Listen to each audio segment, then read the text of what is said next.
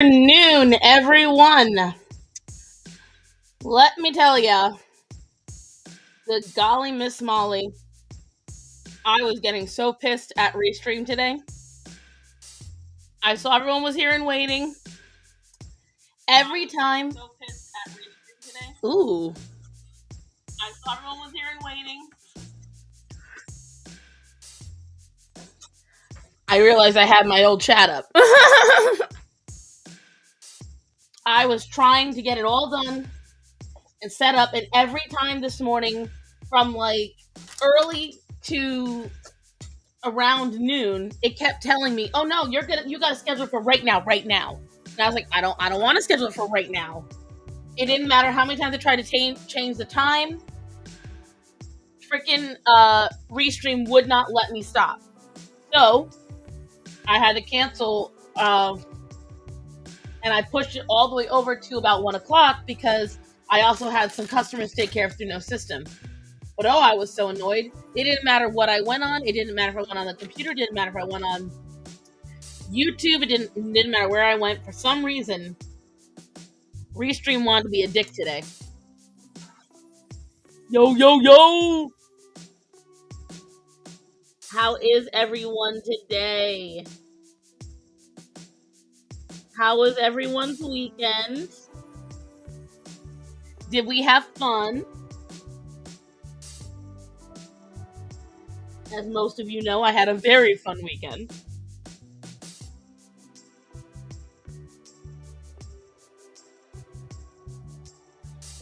I have very generous family. Let me tell you, yeah, they were taking over the stream. It was ridiculous, bro. It was like I was fighting it. I was getting mad.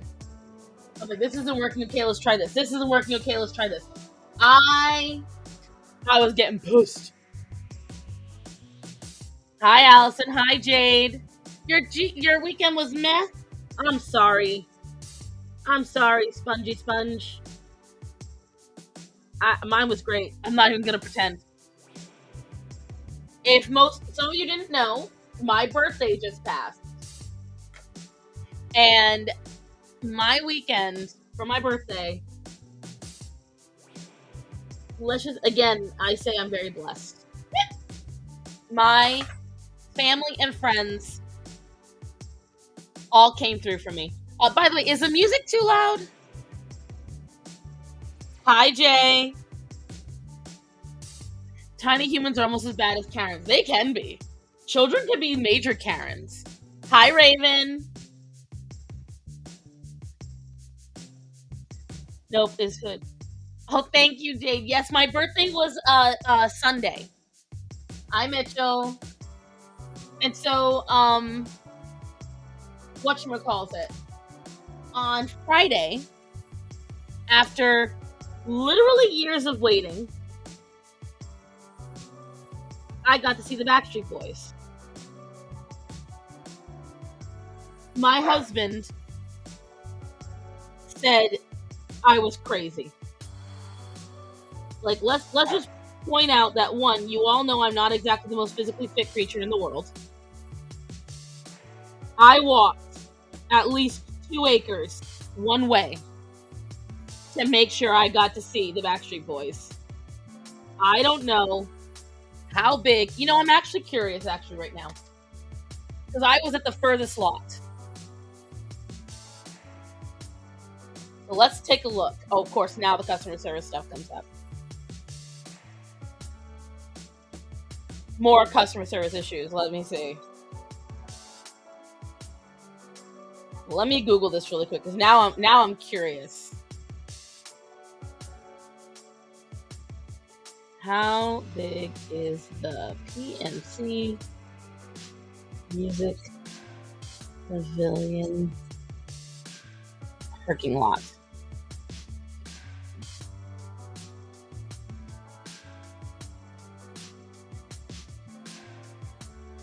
I know it's free parking.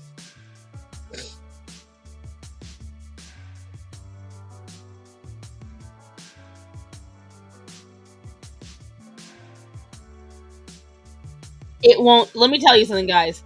This parking lot was massive. It was all gravel, okay? What's an acre in meters? Guess. Anyways, it's huge. That's all I know. And I walked at least 2 acres one way, and 2 acres back. I walked a lot this weekend because I get up to the Backstreet Boys concert. This was my dad provided dinner for us. He gave me the money to go to a Korean barbecue restaurant that I love. Then my husband obviously took me to the concert. We were 2 minutes, all right, where the Korean barbecue place was. 2 literal minutes down the street. Sit. Sorry, Orion's right next to me.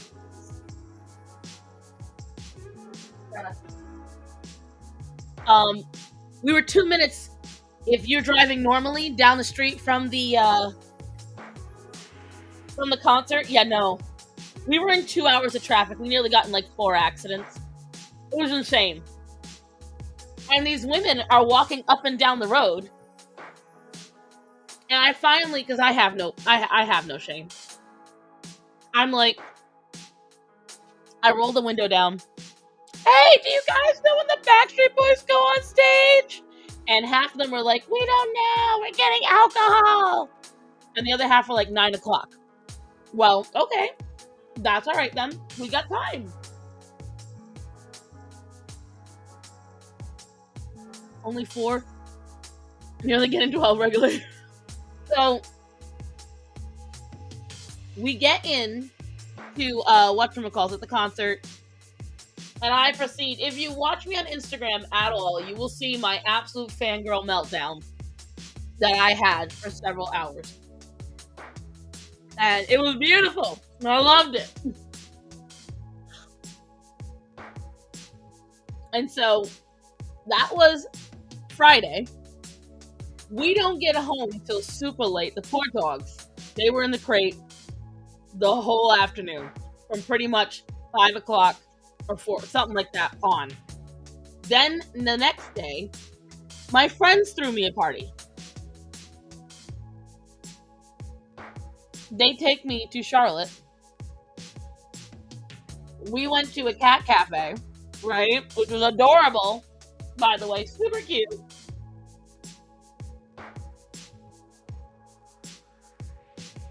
I saw to kind of compare.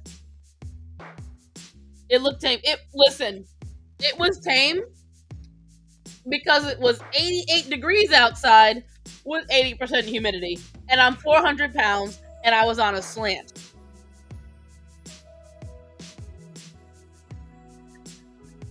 But I gotta say, if you ever come to Charlotte, North Carolina, and you go to a concert at the PNC Music Pavilion, I can vouch that they are exceedingly nice. They really, really are. They really take care of their people. But anyways, so then I had, on Saturday, we went to the Cat Cafe in Charlotte in a district called NODA. And NODA is essentially the liberal arts district. Hey, the two of you. No. I don't know if you can hear that. Orion and Zorro are fighting. Back up now. Good boy. Anyways. So, they take me to the liberal arts district. There's one like that very similar in Rhode Island called Thayer Street. And we went, and of course, right as we're going to the cafe, there's a dude selling weed right in the corner of the street. So I went skidding past him. I was like, nope. Not dealing with that. And we went upstairs. We all realized you're supposed to make an appointment. My money's on Zorro. I will tell you right now, if we're talking about attitude, Zorro all the way. If we're talking about being annoying, Orion. But anyways, so we get up the stairs. I will tell you right now, guys, I got in my exercise this weekend. The flight of stairs to get to the cats was 22 steps. And we had to walk it twice because when we got there, We didn't realize you're supposed to make appointments. So we had to then make an appointment and leave and come back a couple hours later. Hello, say what now? Hi, Bublito. Hi, Fish Hat. What are we drawing? I am finally finishing, because I know. Hi, Danny Boy. Chaco has been calling me out. I am finally finishing my mermaids, because I have like 4 other pieces of artwork I've wanted to upload, but I'm OCD and I don't want to upload them where they'll interrupt the mermaid. And so she has called me out several times, rightfully so, and I am now finishing them up. So we've got several. We've already drawn them. We're coloring them in. It's let's see. Yeah, we got quite a bit. I got through. Yeah, just a little bit. We have got this many. If I'm diligent, I should get them done. Did y'all go to a concert? I certainly did. And I enjoyed the shit out of it. And it was just one. I've been a Backstreet Boys fan for decades. And the last time I saw them was 21 years ago. And so it was so nice to see them again. And what I really loved, guys, do you know what I loved about the Backstreet Boys concert the most? Do you know what? And I know for a fact, some of the members are exceedingly political. Exceedingly. Do you know what wasn't brought up? Moon! Politics weren't brought up once. Nobody brought up politics whatsoever. It was just, they're all middle-aged, former 90s kids enjoying the Backstreet Boys. And I will tell you, it was a great experience. Everyone was so nice. We all got along. It was, loved it. Recommend. And so, when I tell you guys, I'm so thrilled. So then going back to Saturday. So now we go to the Cat Cafe, right? Go to the Cat Cafe. Do all that. Realize we have done fucked up. Now we have to go back later. Okay, not too bad. We go to the next location, which is the Beckler Museum of Art in Charlotte, North Carolina. And I'm going to tell you guys something right now. Don't ever waste your $9 getting into the Beckler Museum of Art. I have never experienced a larger waste of a small amount of money than that museum. It's only 3 floors, and 2 of the floors are so small, there are rooms in my house bigger than them. This is a major metropolitan museum, and I'll tell you right now, I was disappointed. We get up to the top. They said that their main gallery was at the top. Cool. We get up there. It's all black and white photos. Their exhibit was these 2 women from 1940 that, from the 40s rather, that were trapped in different areas during World War II. Cool story, bro, but not interesting enough for an entire wing? No.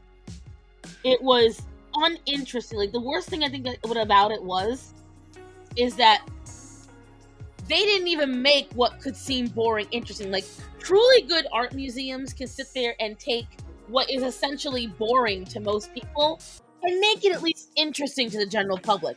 Oh, well, I know you're not used to this stuff, but hey, let's look at it in an interesting way. Nope. You walk up there, everything is in, like, this shade of brown and this shade of green. Now, I want to ask you, you walk up to a museum, and that's the only colors you see everywhere. So, that was the first thing I thought was, this is boring. And now I want you to imagine a giant dark wall, this dark brown, right? Okay? and there's just a tiny, and I'm not even lying, like a square that big on it, and that's it. And it's lined. We're talking a 25-foot wall, and in the middle of that 25-foot wall is 10 small black and white photos.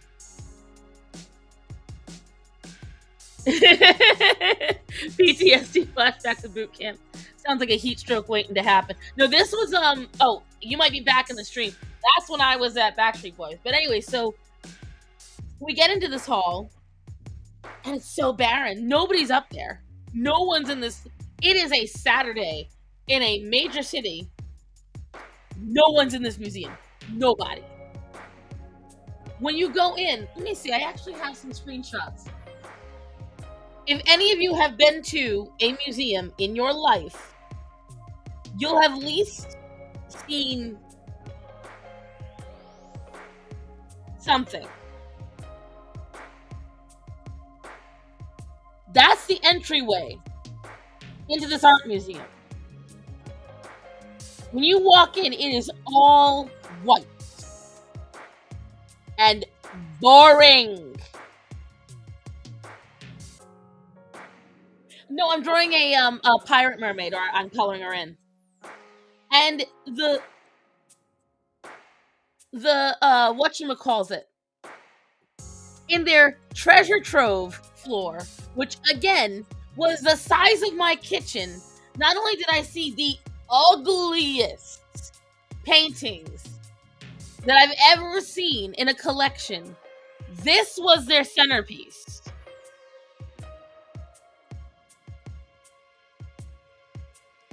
I'm leaving this up on screen for a minute so you can really absorb what's happening at the back end of this statue.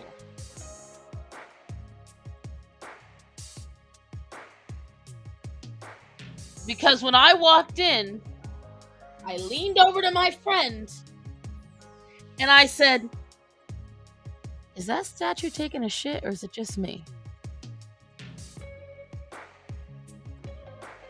That statue is called the Grasshopper. And it's a statue, it's a bronze statue from the 40s. I guess it was designed to rail against traditional artwork. I'm like, oh, it did that all right. It looks like Thinker's cousin, yeah, with too much Taco Bell. Literally, there's just shit rocketing out of the back of this. That's it. The pooper. And when I got on that floor, and that's the thing I see in the middle of the damn thing, I'm like, this is the best they have to offer me? This is what they're proud of? This is our permanent collection of little goodies and treasures. And I was like, bruh. Exactly, Raven. Like, bruh. This is the best you guys could do? Really? The squatter? Ah! Guys, I was so disappointed. And all my friends were too. We were roasting the shit out of that museum. And that's the thing, even though it was literally the worst museum I've ever been to. And I felt so bad because my friend, his brother came along. I didn't know his brother from Adam. The kid had never been to a museum before in his life. I'm like, I need you to understand, Rafe, this is not... please do not judge all museums on this one. I begged him. Because I was like, I promise you, there's better ones. There are better ones out there. It was very boring, and we were very mad at it because it was like, it seemed... when you walk up to it, it does seem like it's meant to be unassuming because it's supposed to have a lot of cool stuff. It does not. And the worst thing is they have had cool exhibitions before. Not today, Sonny Jim. But we still enjoyed it because it was a really pretty part of town. But you know what, Bub? Train museums can be really, really cool. Because train museums are not only just about industry, They're about technology. They're about advancements of a country. There's so many things that can come from a train museum. And some of the most popular museums here in whatchamacallit, North Carolina, are the aviation museum and the train museum. So, and I want to go to both. But when I tell you, witnessing that statue, we were done. Ripley's museums can be cool if you go to the right ones. Some of them are so small. Like, that's the biggest disappointment. Like, the one in Myrtle Beach is wicked tiny. And I'm like, I'm not going to pay $30 for 30 minutes. I'm not. There's a natural history museum where I live. I like going to. Oh, which one is that one, Mitchell? I know there's one here in Raleigh, North Carolina, but that's a couple of hours away. Like, if you go to Raleigh, North Carolina, oh, there's so many cool things. Like, so many. The Science Museum is absolutely gorgeous. I've gone a couple of times while I've lived here. I want to go again. All their major museums, the History Museum, the Art Museum, and the Science Museum, all three of those are completely free to go into. Ooh, I love them. Ku, is it said KU, or is it pronounced Ku, Natural History Museum? That's important. There's a museum in Quebec of a house. It's literally just a house that survived a flooding. That's it. That's a museum. A whole 3-room house. See, now, in New England, that's a big thing. You get a lot of old colonial houses.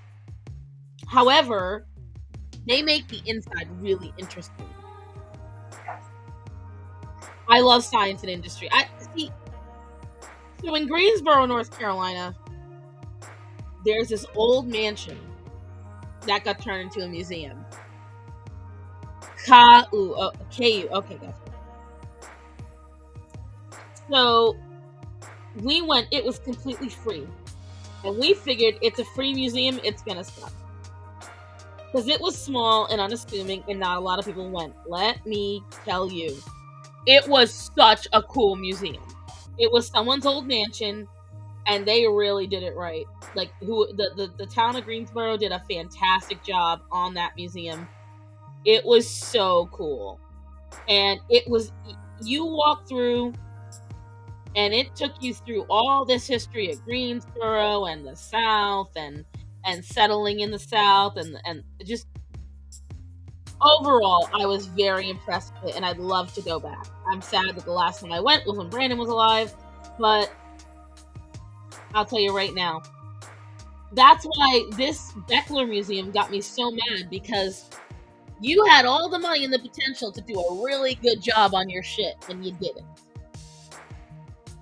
Like, you could tell they poured money into the outside of that building, because it's all brick and everything, and you can tell it's expensive. It smells like money.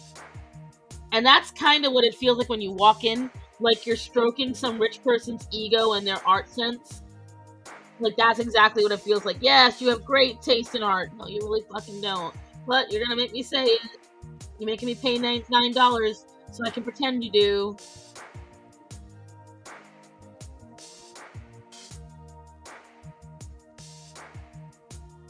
That's what it really feels like to me.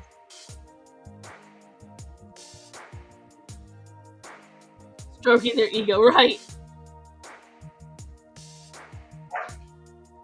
You guys can hear my dogs are roughhousing in the back. But anyways, right, so we go there, and then they take me to one of my favorite North Carolina restaurants. It's a hot pot place. And see, I love hot pot because you can get a lot. You can check all these different meats and things. The Graveyard of the Atlantic Museum in the Outer Banks is pretty interesting. That's the Outer Banks here, right? In North Carolina? Because I'll have to check that out. I'm going to name my dick Ego.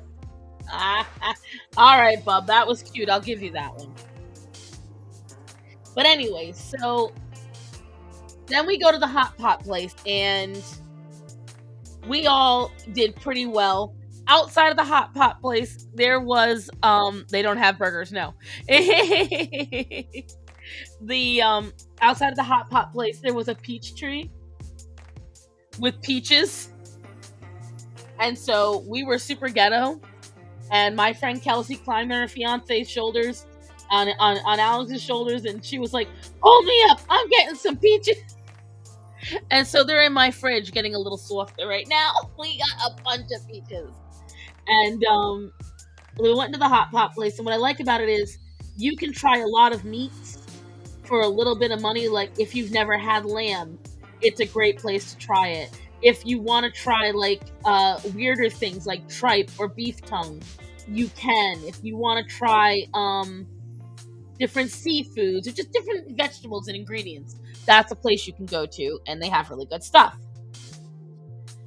I try very hard not to waste food. Whenever I eat somewhere, I try extremely hard to make sure I don't waste any food. Yeah, but if you stroke it, it gets bigger. Stop it. So we go, and we were enjoying that food so much. And then I look around as we get up, and the two other tables that were near us, you guys, they wasted so much food. Again, I posted that on my Instagram because I was so disgusted. When I tell you they wasted enough food, Matt and I could have eaten on all that meat for a week. I could have made that food last. I was half tempted to ask if I could take it home and throw it out to the stray animals that I feed, but they wouldn't give it to me. So I took pictures. I posted them on Instagram. I might post them on the Discord later. But when I tell you guys, I was so disappointed in those people. Yeah, it was like crawfish, scallops, shrimp. I could tell they got a plate of beef tongue, lamb. There was ribeye. Like I could tell by the plate what meat they wasted, and I was just like, if you don't want it, that's okay, but don't get it, because once it gets brought out, because they slice it so thin, especially the meat, they can't bring it back into the kitchen. It is already going bad. This is where you pack a cooler. Yeah, I know, right? It's like, put it there. And that's the thing. They cannot legally bring it back. And it pissed me off. And that's not even including the vegetables and the sides that they did. And I was just like, I could fucking never. Oh, you did see those photos. Yeah, it was a waste, Raven. It was. To me, it shows a lack of proper raising, in my opinion. You weren't raised properly. And someone said to me, well, it might be cultural. I don't give a shit. Then your culture sucks. Like, if your culture dictates you need to waste food, your culture sucks ass. Cancel me. They can't bring it back because we can't have the cooties of 94. Yeah, exactly. It's just like, So it's just like, I was deeply frustrated by that. I really, really was. But beyond that, so then that leads into Sunday. And Sunday, I said to my husband, I said, what should I do today? I don't know what I want to do. And he's like, I don't know. What do you want to do? And I was like, I don't know. That's why I'm asking, because I had already kind of been going on Friday and Saturday. So now Sunday I'm sitting here, my actual birthday. What do I do? I was like, I was going to do this. I was like, should I be responsible and finish all my mermaids and do new art when I go to my stream on Tuesday? Or should I play Stardew Valley and relax? He said, you never do anything just to enjoy it. You don't play your games. Go play a new play of Stardew Valley on your PS4. And so I took his advice, and I did. And I was quite happy. And then we go to my family's party for me. because my family was also throwing me a little shindig that night. We go to the restaurant. We're having a blast. All of us are chatting and talking. I love that restaurant. It's a little Chinese buffet. And they all know me because when Matt and I were first living here, it was one of the cheapest places. Oh, I knew you'd like it, Moon. I'm glad you do. It's a great game. They also have a co-op, so maybe we'll try to do a co-op sometime. Anyways, so we go back to my dad's house, and my brother is like super stoked. He's like, okay, we all worked on this gift together. I'm like, okay. Now, my family, I'm very careful not to tell them shit. Like, I don't like owing people money, and I think I said earlier, I still owe people money. I owe someone money, and it sits in my brain all the time. So when I save up for things, I only put like a couple of cents here, $1 here. So I'm like, it's not a necessity, and if I can get the money in one chunk, that's even better. And that's where my brain goes. Get the money in one chunk. I'm waiting for this to dry because I gotta dry this off. So, like, to me, my brain goes, well, don't pay it, in little bits. That's bad. Pay it in one chunk when it comes to a debt. Don't ask me why. I didn't say it was logical. I just said that's how my brain works. So, I'm sitting there, and Philip's like, all right, open the big one first. The big one first is important. I'm like, okay, the big one, all right. The loan shark in distance. Right? So I opened it up and it looked like a shoebox. And I was like, oh, awesome. I did need a new pair of sneakers.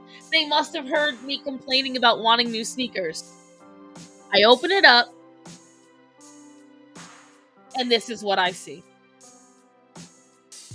My family got me a brand new Switch. And games and accessories to match. Guys, I froze. I'm like, this is too much money, no! Like, I was frozen for a minute, guys. I was dead ass frozen. I was like, yeah. And then my brother's in-laws, who are not obligated to buy me anything, they gave me gift cards to PetSmart. Like, guys, it wasn't that so cool. And so I haven't gotten to set it up yet because I have to rearrange all the plugins here behind my computer because I have a really big surge protector because of where I live. I need to make sure that all the electronics don't get fried out if something happens. So it was so fucking sweet of them, bro. Like, when I tell you guys, I don't say it just to look good. I am exceedingly grateful. This weekend, my family and friends came out and just spoiled me rotten. And then on top of that, a couple of my other friends sent me money behind the scenes to go and get like I got a gift card to GameStop so that way I could get more of the games. I was just like, guys, when I tell you, I wasn't expecting this. This weekend, so the money I got for GameStop, I bought Smash, Party, and Kart. I got them all used. And in honor of Leon, I've got to get Strikers next. So if anyone has a used copy of Strikers, I'll buy it off of you. I know it just came out, but still. It was so unexpected, guys. It was so unexpected. I didn't know what to do. It was just like, alright. If you guys want me to get Animal Crossing, that is something I will get as well. But you're gonna have to wait on the Animal Crossing, because I was requested to get Strikers too. I have amazing friends and family. None of them had to do what they did. My friends, Ray and Maddie, planned the Saturday for me. My dad, my brother, and my sister-in-law planned Sunday for me. My husband planned Friday. And my extended friends all came in and helped. I have friends visiting in a few weeks. I've got one friend coming at the end of July. I've got one friend coming at the beginning of August. I have another friend coming at some point in between all that. Like when I tell you guys, and I bring all this up not just to brag, but because there's a lot of days that I feel very much like I'm in the way of people. Like people just put up with me, or that I'm being a burden, or that people love me but they don't like me. There's a lot of days that I get very insecure about my family. I love me. Like I have told myself no matter what throughout my life, high serenity, I'm always going to love me even at my worst. I have said that to myself. So I always make sure if no one else is going to love me, I'm going to love me. But with that also comes with the idea that only I love me. And so I say this because I want you to remember, if you ever feel like that, like they tolerate you, exactly, I want you to understand, guys, if you ever feel like that, take the time to look at the blessings that you have. Take the time to look at the people in your life and really analyze what they do. Because sometimes what you're interpreting is wrong. And it's moments like this that I look at myself and say, shut the fuck up. You have really good people behind you. And you have really loving people behind you. And you are not this intolerable person. In the words of RuPaul, if you can't love yourself, how in the hell are you going to love anybody else? Exactly. And so that's why I brought that up to you guys. Because I want anybody, and I already know some that do feel that way, anyone who feels like they're a burden or they're not good enough or whatever it might be, one, take the time to love you if you feel no one else is going to love you, because it does help. And then after that, remember that it's just your negative thoughts saying that, because you're a good person. And I had to remind myself of that this weekend, because I understand the idea of imposter syndrome. But this weekend, I kept finding myself going to say, I don't deserve this. I had to stop myself several times saying, I don't deserve this. I shouldn't get this. I should return this. And I stand by the fact that people are, you guys are kind of okay, I guess. Sometimes people don't love you as you want them to, yet they still do love you. Exactly. Sometimes you don't get the exact thing you wanted. And that's okay. Also helps y'all aren't people. Whatever, Choco. But I just wanted to say it to you guys, because seriously, I know how I appear. And I know a lot of times I appear very confident and all that stuff. I have just as many insecurities. And I have just as many issues. I fight them every day head on. And I yell at them every day that I'm okay. We feel your love, Choco. Hello, ma'am. My name's... Oh! Hello, Shudra! But that's what I wanted to bring that up, because you're doing great, Stars. I'm better than me. Listen, we are both doing good. You know I will always be your cheerleader too, Moon. I am very bubbly. That's a natural state. However, a lot of times, guys, and I mean this sincerely, you can ask my husband, I am very quiet most of the time. I will sit there and I read. And because I'm one of two modes, I'm either very relaxed and chill, or I'm like, okay, let's get this done. If I'm in a bad mood, my bad mood is... I try not to take it out on others unless you're the reason. Like, if you've done something wrong, I will get straight up, like, nasty with you. And depending on how much I like you, depends on how nasty I get. If I really like you, I will be honest, but I will be kindly honest. If I really don't like you, I just go for the jugular.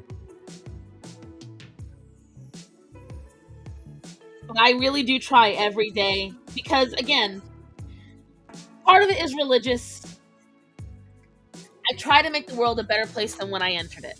Every time I go somewhere, I try to make sure that the world is a little happier and that I wasn't the reason for someone's world to be less happy. I try very hard for that because I don't think it's right to walk into a situation knowing you might hurt people or make people feel bad and go, fuck it, I don't care. I don't feel good, so everyone else has to suffer with me. I don't like that. And I know people like that. I'm not like that.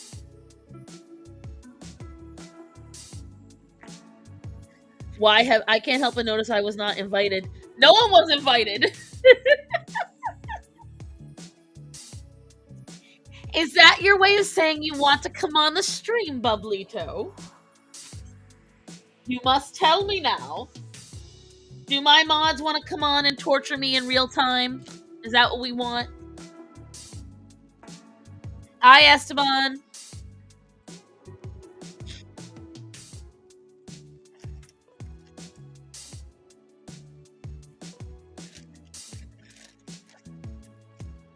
Invite the frig. Sponge! Frig! Is that what you want? Alright. Uno momento, por favor. I'm far too tired to be honest. Well, how dare you be tired? No one said you were allowed to have a life.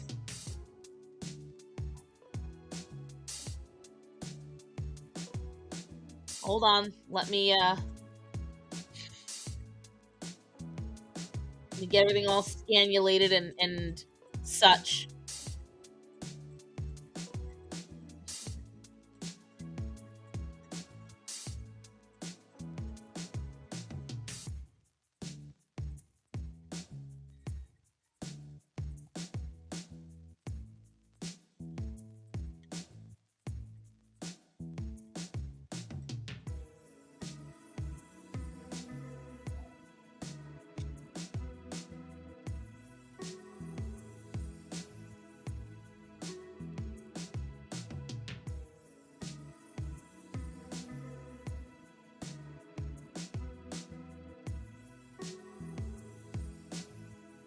Sorry, guys. A customer messaged no system.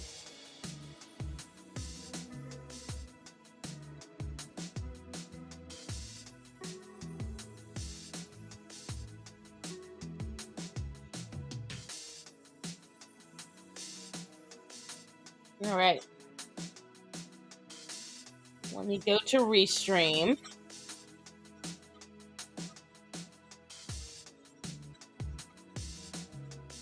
I hope Restream fixes whatever was wrong with them last time, because that was so annoying, guys.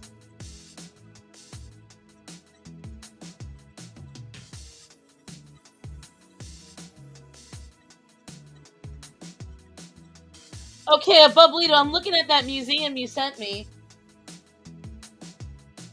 It is a cool-looking house. Like, that's more visually interesting to me than the entire that Beckler museum.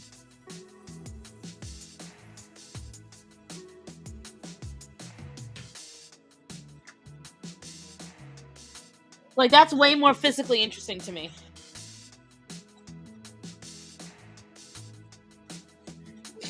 Alright, let's see.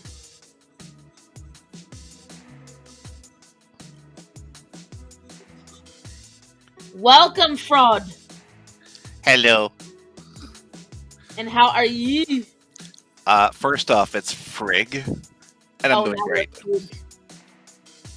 You're a friggin' pain in my ass, gotcha. Please respect my pronouns.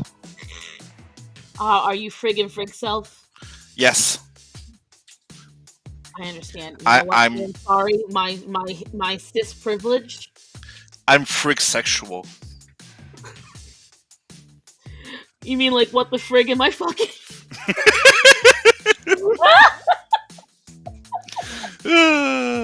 Which friggin' hole is it? What the frig is that smell? I don't know. I can figure it out. Is this a hole or a fold? Oh god. Why the frig is something moving in there? Oh wait, what? What the frig is trapped in you? I don't know. I could listen. What the fuck just grabbed my frig? Oh my god. That's too fucking much. The frig is Well, poly. The bisexual. Jesus. the frig is a very morphatic. All I know is I'll tell you right now. That's a word we could use. A what? I don't know. I think morphatic is a word. Like I'm trying to think of morphing. Oh, Or I heard something else. no. I was like, hold up. It's a fat phobic word. That's what it is. It's a frog phobic world. It's a fraud phobic world. But whatchamacallit it. So how was your weekend, Bublito? Pretty good. We had a holiday, the celebration of Quebec independence. I know. Cassie was born. You guys deserve it.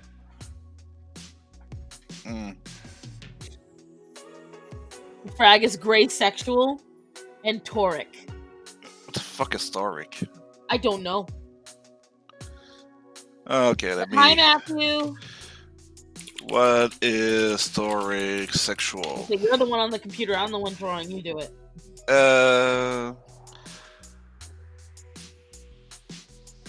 Holy crap! They've got their own flag, colors, and everything. Okay. What the fuck is a toric?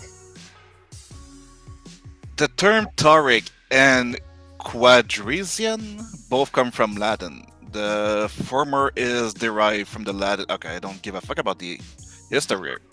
Just want to know what it is.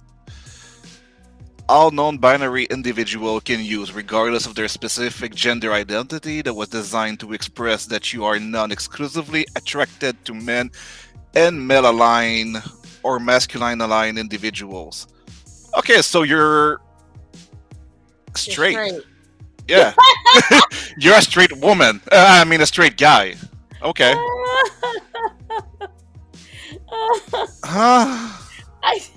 I can't. Why do they gotta overcomplicate things? I don't get it. Like, this is just a straight woman with extra steps. Oh my god. Like this. I mean, a straight guy, not a straight woman. Oh god. Let me tell you something. That's, I think, what I can't stand the most. So, like, and Hi, Matthew. Like, you're a little younger than me. Hi, a Sharon. A lot younger than you. You're 28. That's literally not a lot. So you're like 46. Calm down. Excuse me. I am 5 from 40. But anyway, so I remember back in high school and in the middle school days when someone really wanted to feel special. They were like, oh my god, yeah, I'm a fashionista, but I am also a budding entrepreneur, and also I am that's what it feels like with these sexuality things today. It feels like, oh, I am not just non-binary. I'm not binary, but I am demi attracted to men, but only if that man has an IQ above 5, and if he enjoys fire on the weekends, and my sexuality morphs depending on the mood and the temperature in the air. And it's like, I can never keep up with it, bro. I can never keep up with it. When you went to school, did you go to school in black and white? You were waiting for that. Like, did color exist back then? He was sitting here laying in wait. He's like, that's nice. Let me roast. Oh, so Moon is 26. So she's not a baby. Moon's a baby to me. You're all babies to me. Well, yeah, you're a grandma, but I keep thinking of Choco like she's 18 or very early 20s. She's early 20s. She's 23. No, she said she's 2 years older than me. I'm 2 years older than her, so she's 26. Matt's older than you guys. Matt's 34. But younger than me. Scandalous. My sexuality depends on the face of the moon. She goes with the tide. On the face of the moon. Moon, oh my god, I think that's an actual sexuality, Moon. You should look that up. Amazing. That's beautiful. Choco, I'm talking about Moon, not you stupid sponge. Lunisexual. Moon, this is glorious. I love it. I fucking love it. But no, I just like, oh. I just had a really good weekend. I'm really happy, and it's just nice. It's nice to feel loved, and it's nice to feel appreciated. Because some days it's harder than others, but it was definitely nice. Abrosexual. I'm pretty sure that's just every guy. Oh my god! Please don't, Black Cat. Please don't tell me it's a real. Oh my god! I gotta look this up now. Yeah, I'm looking it up too. Dude, I gotta Google this. Abrosexual. What is... No! Don't tell me this is true. No. Hey, bro. Uh-oh. Someone that could be gay one day and then asexual the next day. Oh my god, that was no. I need to find out. That's just bisexual. Right? Sexuality related to the moon. I've got to look it up now. Moon phase sexuality. Well, I mean, apparently the moon phase does affect everyone's libido. No, this is not what it. I need to find out because I still haven't found out if there's sexuality related to fat people, and I need to find that one out because. Yeah, it's called McDonald. Excuse me, it's not a sexuality. That's a lifestyle.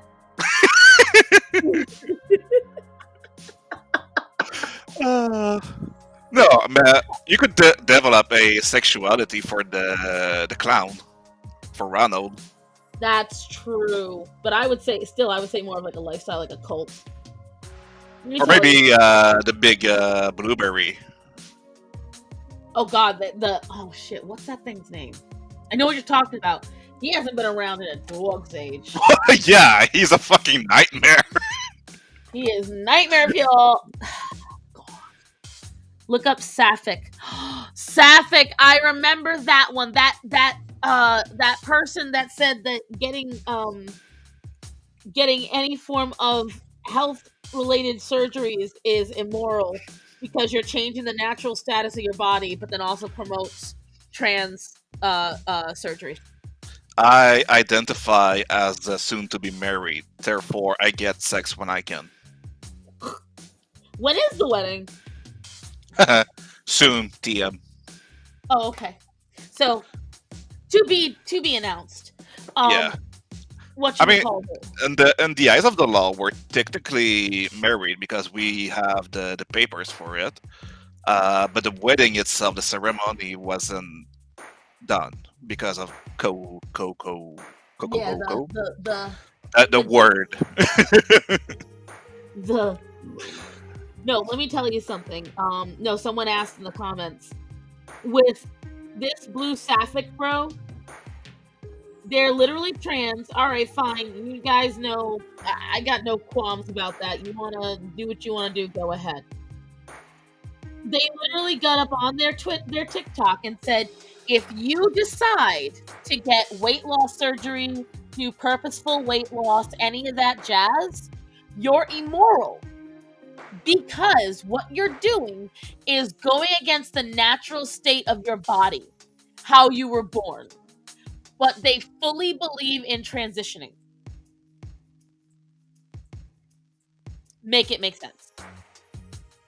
Don't tell me I'm not allowed to get a weight loss surgery because I am wrong for wanting to lose weight. Because they said if you want to meet an aesthetic or a look, you're wrong for that, and you're phobic in some way or another. So the exact same thing. These people don't believe in my body, my choice. Is that it? Exactly. They believe if you're doing anything, if you're transitioning, that's perfectly fine to change the status of how you look because you're meeting your internal needs. But if you feel that you need to lose weight for any reason, that you are just immoral and you're falling into oh fuck, how do they put it? I can't fucking remember. All I know is that I was like, you're a fucking hypocrite. Yeah, no, it doesn't make sense. That you're being a fucking hypocrite at that point. I don't remember tricks. Can we stop saying hypocrite and just say stupid? Because these people are not hypocrites. They don't even understand the concept of hypocrisy. They're just stupid, plain and simple. But that's my thing. It's not even stupidity, because the thing is, obviously they can formulate some kind of sentence, and it's just, I don't know, bub. I don't know, bub. I just get so. Yes, Matty, she was late. I was not. Don't forget, sir. You come home to me. She came up with a new excuse. Oh, People were sending emails to Gnosis. That's the new excuse. Really? So I wasn't on at 1 o'clock? No. Really? Yeah. Sure about that? Yeah, I am. So let's see. It is 1:55 right now, and I have been streaming for 55 minutes and 52 seconds. So you were late. Actually, I was exactly on time. No, you were a minute and a half late. I was not. I was on time. No. Your stream has been going for 55 minutes and 53 seconds. Uh-huh. And it's 1:57. It is not 1:57, it's 1:56. Ma'am, adjust your clock. Thank you. Excuse you. Wow. I'm going by the world clock on my computer. Okay. Yeah, knowing you, that world clock is fucked. May take a bit. Ooh, we'll be Starsense on Gothic's time, yeah. Gothic's time is 20 minutes after the stream starts, okay? No, it's 20 minutes after. Out of none of you. It's 20 minutes after the stream ended. Damn. Like, I love my bitch, but don't start with me.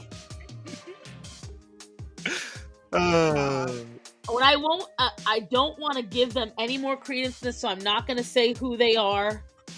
But I have been, now many of you know, I no longer work for Gothix. I have not for quite some time, correct, kids?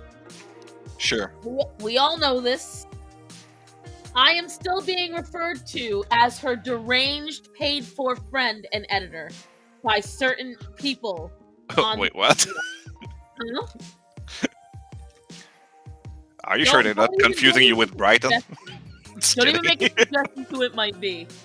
Because I don't want them to get the views. And I told the person who told me, I said, I'm not even going to acknowledge it. Because when I don't like somebody, they don't exist to me. Is it the fruit?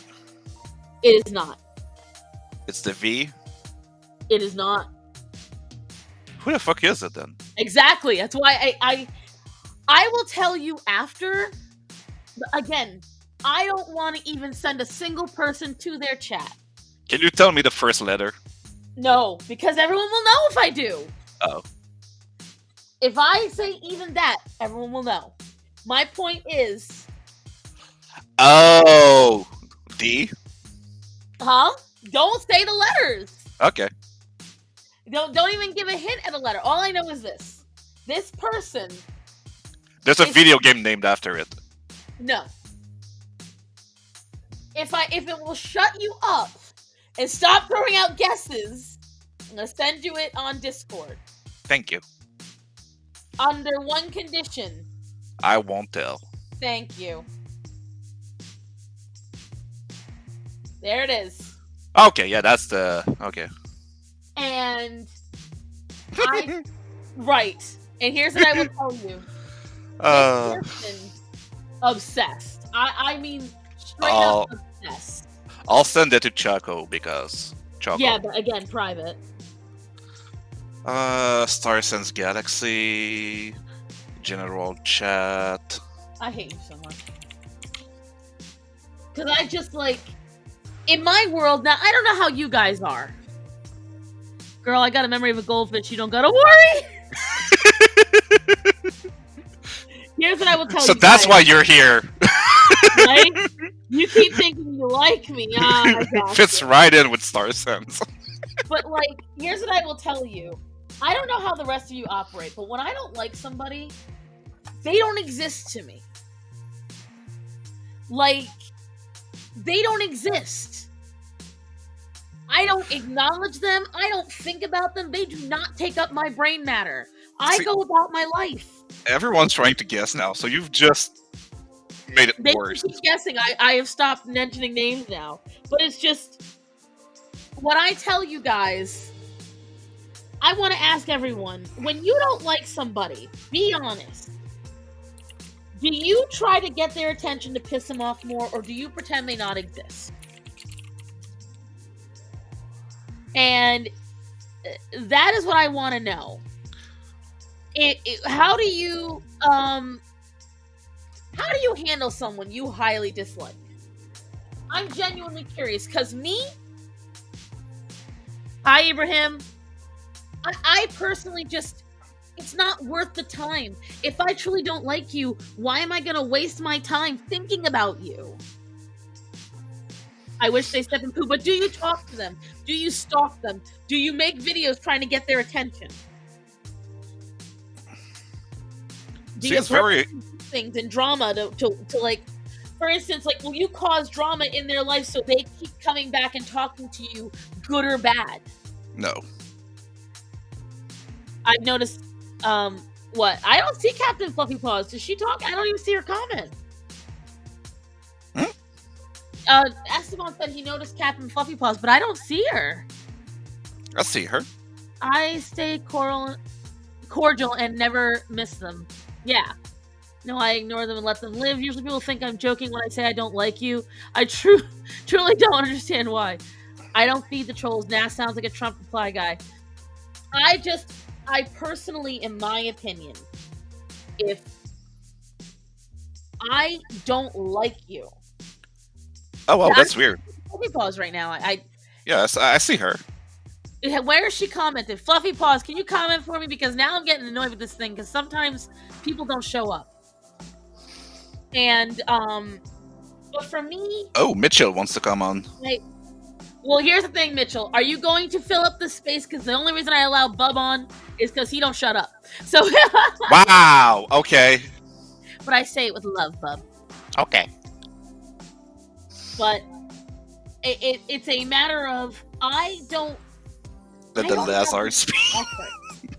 I believe you mean retard? Oh, wait, no, Lazard. Hi, Ice Princess. Has Fluffy Paws commented since I said that? Because I can't see any of her comments. No, they have not. Okay.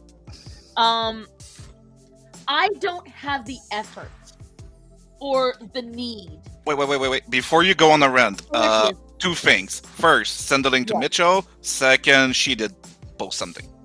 Because if you don't send him the link, you're going to go on a rant, you're going to forget, he's going to be sitting there waiting, thinking nobody likes him, which is kind of true, but, you know, we're not... I just think about the person. Luckily, most of the people I don't like, are out of my life. I don't associate them directly. Oh, okay. All right. I was so confused. I didn't know what was happening. All right. Anyways. So... Send the link! Shut up! So, I personally... When I don't like someone, I just don't have the effort to poke at them and get mad at them and all the stuff that this person does. Now, granted, I understand it's partly for content. I understand that. But do you not have a life? Is there not better ways you could serve? This person has a whole ass family. They have a mortgage and a house and children and a spouse and a job and a life. And you're wasting it on someone that is not even your friend? Like, I don't understand it. I don't understand. I can't get behind it. Personally, it just seems really pathetic to me. Well, maybe he likes you. Well, no, I was a passing conversation. It's the other person they talked about in the conversation that was their main goal. But again, my point is this. The fact is... Because sorry, go ahead. But that you need to make this about you, and you need to bring attention to this person that you clearly don't like. Like how sad is your life that that's what you have to do? Yeah, but it's the same behavior as a kid in high school. If a guy likes a girl, he's gonna be mean to her because he doesn't know how to act.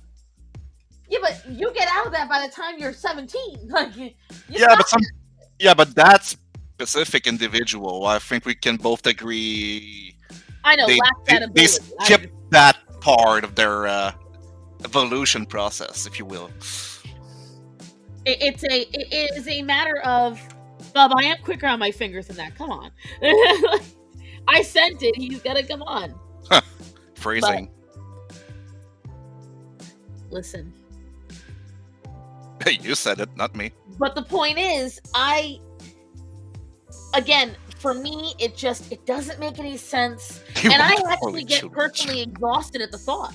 Like, just the thought that I've got to deal with someone like that more than for a second. I swear, someday she's going to come out with just like 1,000 clips of me saying random shit. Oh, yeah. Because she says clip all the time, but I notice half those clips never make it into her videos. So that just means she's laying in wait. Well, yeah, she's collecting the clips and using the best ones. And also we're saving some for when you get more famous, so we can blackmail you. Oh, God. You assume I'm going to get famous. I mean, we'll never know. You might just be stuck with a F-tier person on your hands.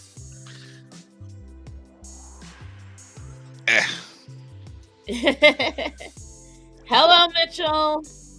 Webcam. Hello. Whoop. We can see you. We can hear you. Whoop. Can you hear me? Yep. Barely, but yes, we can hear you. Hello, Mitchell. Okay, sweet. What did you want to tell me, honey? Hello. I know you said you had an opinion about this conversation. I'm doing good. Okay, hello, and I really enjoy your content. Oh, thank you, honey. Hello? Check out. I think his computator is it fighting him. Lagging? Yeah, really bad. Yeah, you're phasing in and out.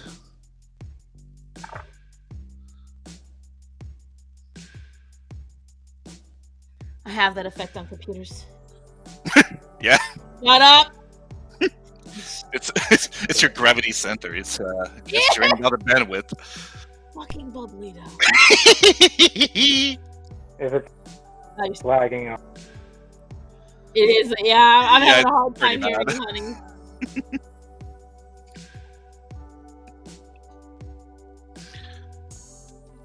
Just gonna have to toss this frog overboard, I swear to God. No, you won't. Listen, you have said this before on stream, and I have done things to prove to you I have ways. What would you do without me? You need me in your life. I'm a pillar of your life. I'm a pillar. The gremlin frig. So that means I am the altar for which you support. Oh, so you worship me. Okay. That explains my back issues. Holding up all this gloriousness, I get it. It's hard. Also, if I'm a gremlin, don't get me wet after midnight. Who said you're a gremlin? Ravens. Gremlin is a compliment. Don't get me wet after midnight. All right, now that's something that Choco should be flipping. The only thing I worship is chocolate. Well, I mean, her cholesterol is basically chocolate, so... Listen, not me. I actually have damn good cholesterol. I'm shocked. Listen, all I know is that my friend Jasmine, she runs a restaurant, right? She gets very upset whenever I eat at her restaurant. Do you know why she gets upset? Shut up. Not that. I was gonna say, is it an all-you-can-eat menu? I knew you were gonna say it. She gets upset because she doesn't understand why I don't eat a ton. Like, Jasmine is the kind of Asian that's like, eat more, come on, you're hungry. And I'm like, I'm not, I'm really not, I'm good. Like, I don't need a lot. And she is not used to that, especially with fat people. And so she says, she's like, I don't understand you. I'm like, I know you don't, but nobody does. Like, It's so funny because she's like, not just not what you expect. Because I was at her restaurant till like 3. I don't know. I was there till late, and we were talking about it. I was like, I know people don't expect it from me. Like, people expect me to sit there and shovel the food down, and I'm just not like that. Just sit at the end of the counter and shovel food. Yeah. Just push it all in me. Oh yeah, they're all just like, don't you eat a ton? Yeah, I sure. Yeah, no, I don't. And people get very floored by that. So. Well, yeah, because people will think if you're fat, it means you eat a lot or you eat wrong. But there's a lot of things that go into it. Here's the thing. I tell them the same thing. I'm not body positive. However, I do know that there are some anomalies when it comes to eating that if you do it, particularly the way I do it, it can make you gain weight without you even trying very hard to even gain the weight. Because what you're doing is like, I have a habit because of my IBS. I don't like to eat in the morning, right? Mm-hmm. It bothers my stomach, so I don't do it. It's not very healthy for me. So what ends up happening is, all I'll do is I'll drink a lot of water in the morning, which, yes, it gets my metabolism going somewhat, but without any food, your metabolism immediately starts to slow down. Yeah. And so what starts to happen is, well, yeah, you've got some water in your system, so you're not dehydrated, but you're not eating. So now your system's like, well, shit. Let's slow down a little bit. It's keeping everything. It's keeping everything. And then when you do finally sit down and eat, well, because you feel you haven't eaten all day, you can eat higher calories. Well, yeah, your system goes, well, she didn't feed me all day, so now I have to stock up. So exactly. And so now what happens is you might sit there and go, okay, well, I can have this 2,000 calorie meal. It's okay. It's really not okay, but you've told yourself it's okay. And on top of that, your system's like, finally, fucking food! And so what you're saying is you're like a shell on the beach. If we shake you, we can hear the ocean. Right? It's bad. I love my water. I love water so much. And so that's why it's just like, I tell people, you really have to eat. And you have to eat properly. Like, yes, I tell you to eat, but I also don't tell you to go to McDonald's in the middle of the afternoon. That's not the same thing as eating. That's just you having empty calories. And you're throwing food into your system, but your system still needs real food. So now your system's upset because, sure, it got something to eat, but was it really food? So now your system's mad about that. It's mad what it got because it's not good enough, so it gets you hungry again. And that's why a lot of people are like, oh, I can't understand why I'm still so hungry. Like, if you notice, a lot of the girls that sit there and they eat what I eat in a day, they're usually eating like fast food all day long. If you notice, they're constantly getting hungry again. Well, yeah, if you're eating Doritos and you're eating Cheetos and you're eating processed foods, your body's not getting the nutrition that it needs. Nope.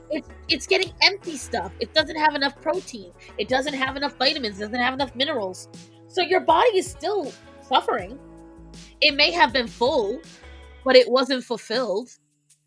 So now you're right back at the drawing board. And that's what people don't get. Reminds me of a restaurant we went a couple of years ago. It was a very fancy, like 12-course menu thing. Right. The portions were ridiculously small, like the size of a bean for a meal. Mm-hmm. And it was a 12-course service. You would expect to be full by the end. Well, we ended up eating at McDonald's after paying like $150 for a fucking meal. Sounds about right. It was fucking nothing, and I'm like, no way, I'm still hungry. Let's go to McDonald's. and that's because they chose flavor over sustenance. And again, I wish they did. And McDonald's does the exact same thing, except for like very rare foods. Yeah, but I wish they picked flavor over quantity. Jesus. Oh my god, yeah. I'll tell you right now, when it comes to flavor tastings, things like that, I expect that. I love yogurt, fruit, and nuts, and yes, yogurt, fruit, and nuts are fantastic. And if you get the right ones, like for instance, if I have almonds with Greek yogurt and strawberries, oh, that's a combo. That's a banger of a combo with a drizzle of honey. And I love that shit. And squirrels share. Drink your bone broth. Bone broth is fantastic. Having cheeses like what I had before I got on stream, I had 2 cheese sticks. And because I got them in the mail and I haven't had them in almost 2 years, I had a couple of Stelladoras. Which, if you don't know what they are, they're an Italian cookie. And I grew up on these, dipping these in tea. So I had a couple of those. They're only 80 calories a cookie because they're amaretto cookies. Let me at those walnuts with honey. Oh my god! Do you know what one of my favorite cream cheeses is? At Panera, they make this cream cheese with honey and walnuts, and I figured out how to make it at home. Ooh! Oh wait, that's sushi. Oops. What? Oh, I sent you something on the. Sushi is still delicious. No, but my joke doesn't work now. Oh, you made the mistake. I'm hungrier now. I just realized I had bagels in the freezer. So what I'm gonna do when I get off, I'm gonna mix my the remainder of my cream cheese with some honey and walnuts, and I'm gonna have that on some bagels, and it's gonna be delicious. And that's the thing, like, you have to figure out what satisfies you guys. Like I was saying it, I don't remember what video it was, but I said it in one of my videos. If it's truly a matter of taste is hard for you to get past, all you have to do is take the time to, one, love yourself enough to experiment. So look at a bunch of healthy foods. Find which one hits your flavor markers, right? Like, if you know that you want the taste of cheese, so then get some Bel Gioioso snacking cheeses, which are only 70 calories a cheese, but they have like 6 grams of protein, which keeps you fuller longer. If, you know, like there's ways around it, you just have to be smart. And that's the only thing I've noticed. None of you want to be smart. Well, not you guys, you know what I mean. None of these people want to be smart. Just gonna call us stupid like that? Okay. Yeah. You told me to. I also told you to look at the thing I sent you, but you know. It's not like I'm drawing or something. Well, we don't really care about that, let's be honest. Clearly, some people care. Let's see. Okay. What did you send me that was not even working because you said yourself it doesn't work in this? Lord. Yeah, that's not a bit of fruit, but we'll still accept it. You get the idea. I'm sure there's some fruits in there. I'm sure you tried. You know what I don't understand on sushi? Mango. Well, yeah, there you go. There's fruits there. See, my joke works. It's important to savor your food and make sure you remember the experience exactly. You know, it's basically very thick. You spread like butter. Wait, what? There's a chara set made of dates, walnuts. See, I don't like dates. They're too sweet for me. I don't like dates. And that's the thing. Like, when they make candy with dates, it's too sweet for me. I don't like that level of sweetness.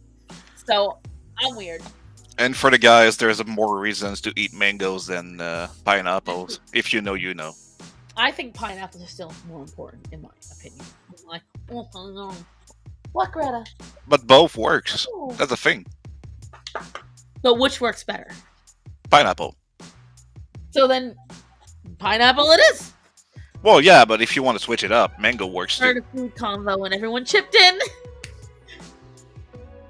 Unless they're werewolves, there's no camping. Here's what I will tell you. I love talking about food because I like sharing food and having good food. And I don't think enough people talk about good food. I think we all are a little too busy focusing on shitty food. Like, for instance, show of hands in the chat. Who likes hot Cheetos? I'm raising my hand. I want to see how many people in chat. Just tell me, do you eat hot Cheetos? Do you like them? Show me. I'm doing a little experiment right now. I'm not going to look up yet. I'm going to wait. Oh, I did look up for a second, and raw salmon is delicious.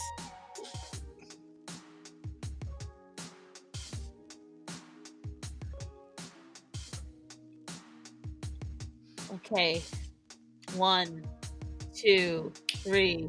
Most people don't like them. I'm impressed. See, I hate hot Cheetos. I hate all Cheetos. But they're a phenomenon here. Like, I love spicy stuff. I don't buy stuff like that. Many people I know devour hot Cheetos. They adore them. I don't. I hate them.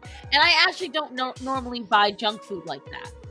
The only thing I really can down a lot of junk food is potato chips, and I get like a small spurt where I want them, and then after that, I can't have them. Got you both on YouTube and Twitter, about 4-second difference. Thank you, Pluribus. But when it comes to food, people will have a phenomenon about a popular food. Fox, leave. There's no room for hate here. Who's hating? No, because he said I hate hot Cheetos. All Cheetos. Listen, I don't hate all Cheetos, but I hate hot Cheetos. And like, I hate Takis. I hate all those random, like, those blue Takis gross me out. Whenever I see that, I get physically nauseous. Okay, I heard something else for a second. I was like, wait, what? Remember the hot Cheetos came in those plastic bottles with lids at Snap Cup? That was my first time. I overdo popcorn. Popcorn to me isn't a junk food, though, because the thing is, popcorn is literally just popcorn. And if you don't get it with all the extra shit on it, it's a perfectly healthy snack. I know that's like food, but I rarely buy junk food. I can't eat spicy at all. And people really don't believe me when I say that until they try to gotcha me with spicy food. And I'm like, oh, this is hitting me hard. And they're like, what? I'm like, yeah, this is really spicy. And they don't know what to say. I've got jalapenos that are illegal in Canada. Okay, are all jalapenos illegal or just the particular ones you got? The ones I have. And why are the jalapenos all illegal for you, sir? They're considered a health hazard. Okay, why are they a health hazard? Because of their spiciness. That's what I'm saying. All jalapenos or just those particular Just ones? those, because they're above like ghost peppers and stuff like that. There's only is it jalapenos are illegal in Canada or those particular Just those particular. That specific type because of their how heavy the spice is. That's so stupid. The Scoville unit. Thank you, Princess. So Canada won't allow you to eat something that's too spicy? Yeah. No, but technically you cannot eat those raw because you would just burn up your stomach. Like, if I want to eat those, I have to cut a very little slice, very thin, and eat it with something else, like a steak or anything else that will cut it off. Because I'm just still trying to get past the fact that Canada will bar people from trying certain foods. I mean, it's Canada, I know. Exactly. I hear you cracking your knuckles in there. You're angry in Canada too. I get it. No, actually, that's a box of batteries. Oh. Speaking of, I need new batteries. You can hear my jaw if you want. I mean, I hear your jaw right now. It's Jabba jawing. That sounded like that hurt. No, I've been doing that since I'm 12. Wait, no, not 12, 16. What the fuck am I saying 12? Now who's getting old? To be fair, I wasn't cocaine back then, so, you know. Oh, well. Is that what the jaw thing comes from? Actually, yeah. Damn, what did you do? I wish I could tell you, I do not remember. Oh, Lord. Wait a minute, there was a spicy Skittles? Spicy fruit roll? Huh? Spicy Gushers? Who the fuck made that? I don't know, but I'm glad I missed that little... Ugh, that's disgusting. Wait, spicy gushers? That's right. I'm just grossed out now. Spicy fruit snack a couple of years ago? Spicy Skittles, fruit roll-up, gushers, and... Ugh! That's gonna be a no from me, dog. Yeah, no, that's a no. No. No. We are not about that life. No. Yeah, cinnamon would have been nice, but like, ugh. I can't imagine a cinnamon gummy. That's gross. Sounds like something from Japan. Yeah, actually, that would sound like a candy from Japan. They've got some pretty weird ones, like No, salty. you know what it sounds like? I don't know how many Hispanic population you have there, but they like this thing called tahini on their candy. And I said it on a video. Candy isn't supposed to be spicy. It's so, to me, it's gross. And everyone's like, "Oh, it's cultural." Nah, it's nasty. And I will stand by that. If I want a treat that is savory, I will go and get a savory treat. But if I want a sweet treat, I'm going to go have a sweet treat. No, I don't need capsaicin in my sweet treat. Like, I'm very big on fruity candies. Fruit, love it. Yeah, for Halloween, if my kids have a bunch like fruit candies, I'll just start picking them up. Like that's mine. That's my pay for dragging you around. Listen, father tax, father tax, father tax. Exactly. That's how I introduce my kids to Texas. Especially where you are, God, they gotta get introduced early. They need to learn early that the government's gonna take it all away. Fuck yes. Oh, bye, Esteban. Have a good day, honey. You know what's crazy? My parakeet's name. You know what's crazy? Both my kids are in a private school, Right. and we still pay a tax to the education minister. It's a private school. The government has nothing to do with it. Why the fuck are we paying them? Welcome to Canada. Welcome to China. Right. But no, it's like when I personally am very particular about candy. Like, I like gummy candy, but I only like it for a certain amount of time, and then after that I kind of like, I'm good, I don't need it anymore. And chocolate, again, I go through stages where I like stuff, and I won't want it for months.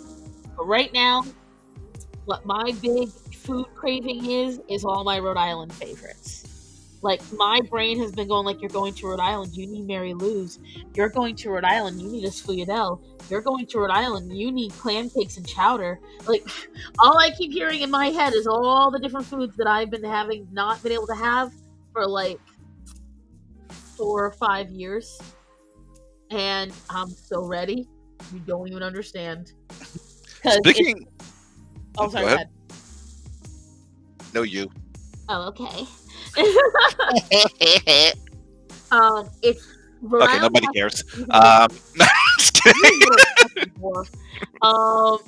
Rhode Island has such regional cuisine, like, you really can't find it outside of Rhode Island. So I'm so fucking stoked. Alright, now you're allowed to talk fraud. Do I want to? I don't know, do you? Isn't there a bunch of peaceful protests in Rhode Island right now? There probably is, but they better be done by the time I get there. Just gonna walk in there, start whacking people behind the head.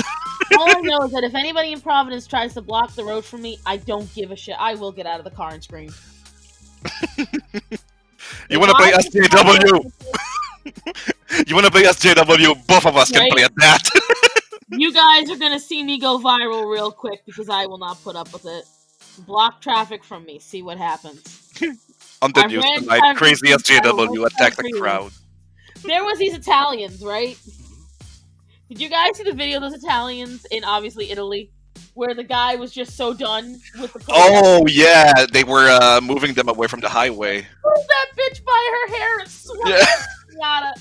And I died! They don't fuck around. Like... I swear people forget the mafia comes from Italy. I'll tell you what. I fell in love with that man at that moment. I was like, yes, honey, do it again. I don't think they realize that Italy is a extremely Christian country. Well, For the simple fact that the Vatican, I believe, when they were this was like they were in Italy protesting climate change, so it was before the Roe v. Wade thing. no, but I mean, they've had protests before, well, after that about Roe v. Wade and other social issues, but there's some countries where that shit won't fly. Italy is one of those. And that's what people are like. They're sitting there. Number one, since we're now on the topic, guys, if you're pro-abortion, obviously we don't agree with each other. However, you still can get an abortion. Yep. Like, they didn't take it away, guys. You still can do it. It's still there. You know what's killing me? Seeing people from Canada saying, to all American women, if you need an abortion, you can come to my house. I will host you while you get your abortion in Canada. And it's like, bitch, every single state next to Canada is a deep blue state. Those states will have legal abortions. It's going to be a lot cheaper for American women to go from Texas, for example, to New York and get their abortions there than to come to Canada. So quit your fucking false virtue signaling. Quit being a fucking annoying bitch. And they want to make sure that they appear as the loving, caring person they want to appear. I'm so done with it. I don't even care if people get abortions or not. I'm just... Stop fucking talking about it. You don't even understand the issue. You don't want the government making decisions for you, but at the same time, you're begging them to make decisions for you. Like,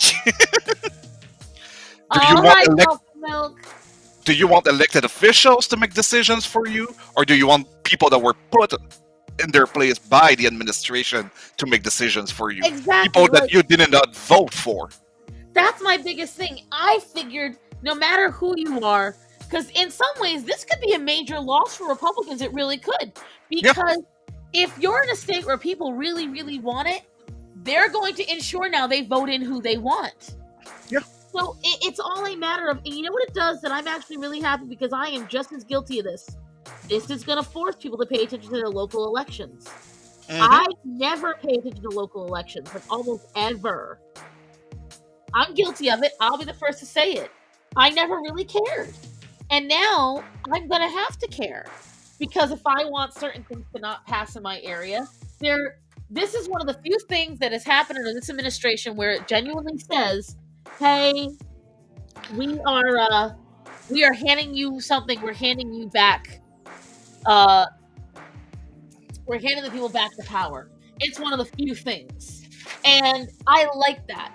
Whether or not you agree or disagree with Roe v. Wade, that's a win. Yeah. That's how and at the end of the day, I don't even think there should be a vote. I think it should be made...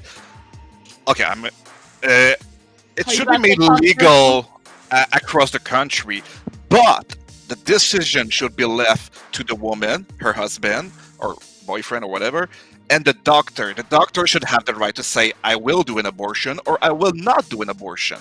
Well, doctors have that right here. They don't have that right in Canada. No, in Canada, in Canada, it's like, oh, you want an abortion? I don't want to give you one. It was like, well, okay, I'm going to sue you. Like, I will say this, that's one thing that doctors do have the right to say here. They can tell you, I'm not going to operate on you. I don't want to. Again, another reason why I like privatized healthcare. Oh, wait. Give Moon the link. Who? Moon. Oh. You can't do it in the middle of talking. My God. Well, I don't really care what you have to say. Moon is coming. Oh, really? Yeah. You just mute this man right here. Okay.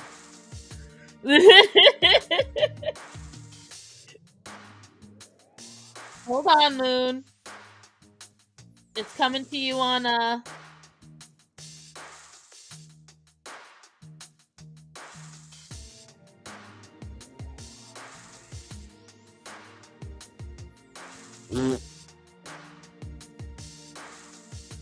Can I come in on the stream? Yes, you can, of course. You always can. But no, like I was saying, when it comes to didn't realize I wasn't muted. Oh, you were unmuted. I didn't tell you. No. Good thing I'm not jerking off. I mean, what? I mean, that's gonna be on you, sir. Well, that's going to be on your channel. But I mean, if you're that quiet, we're not concerned. Although I do feel bad for the girl at that point. I mean, it's going to be on me, but giggity. But let's see.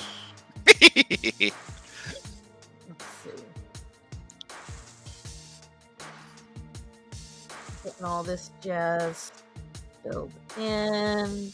Fraggle's chatter rate. What? Read your chat. I'm sorry. I'm over here drawing. You can't use your eyes.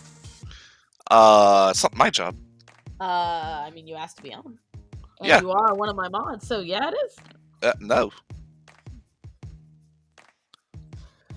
That's part of your job while you're on stream. Be my second. I did not sign any contract, so You did. The moment you therefore, say, "Can I come on stream?" You signed a yeah, contract. I mean, nobody cares.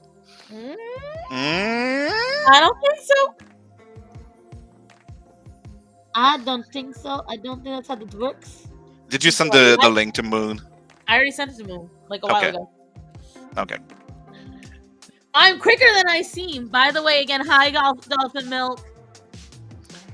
If people want a federal mandate, they'll have to do it without arguing emancipation from the what?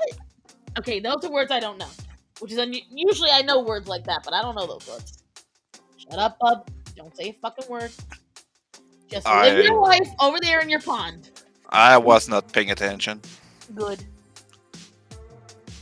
What, Axel? Emanation from the penumbra? Okay, that's a word I don't know. Penumbra. To the Google machine. See, I didn't know that word. Penumbra. A space of partial illumination, quote unquote, as in an eclipse between the perfect shadow on all sides and the full light. That doesn't tell me shit. Okay. Can we keep it simple? We're a bunch of dum-dums in here. Today especially, I had too much work to do this weekend. I did a lot of peopling this weekend. Did you know I enjoyed it? My brain's not at full capacity. Again, shut up.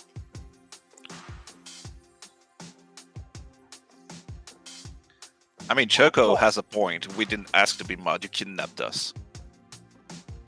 I asked. No. You love being kidnapped. Exactly, Dolphin. You tell her. Please show us where you asked us. I asked you in Discord. No, we logged on one morning and we had mod. That's a lie. That's the truth.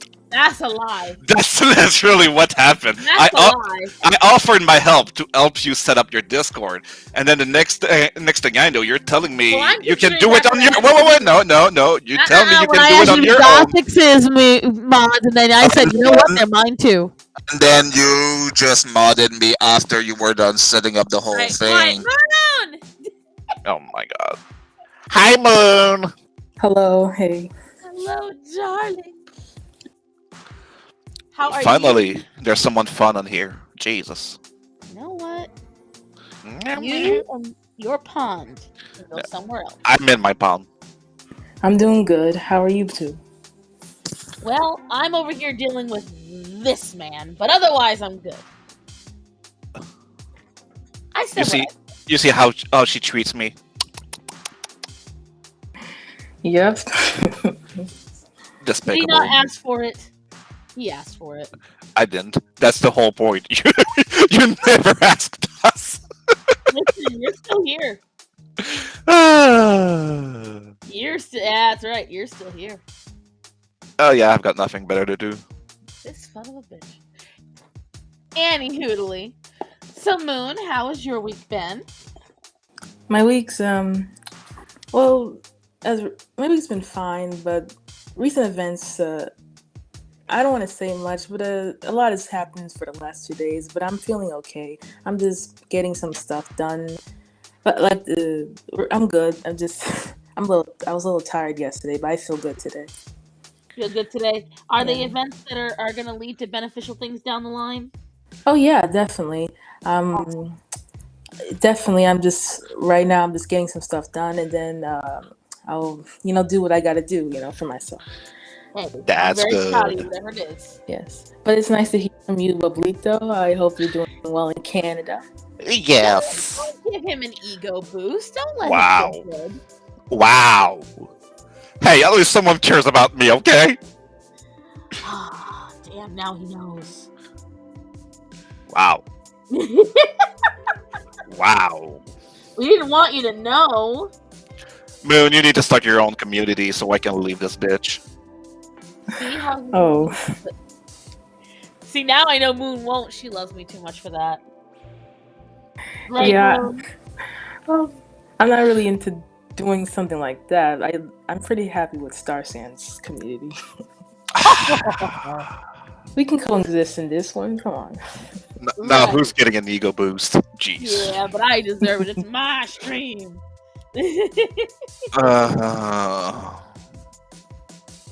I've earned my ego boosts. I have done my dues. This is the easiest one. I'm glad this is the midway on this one because there's 2:40, so we have an hour and 20 minutes left.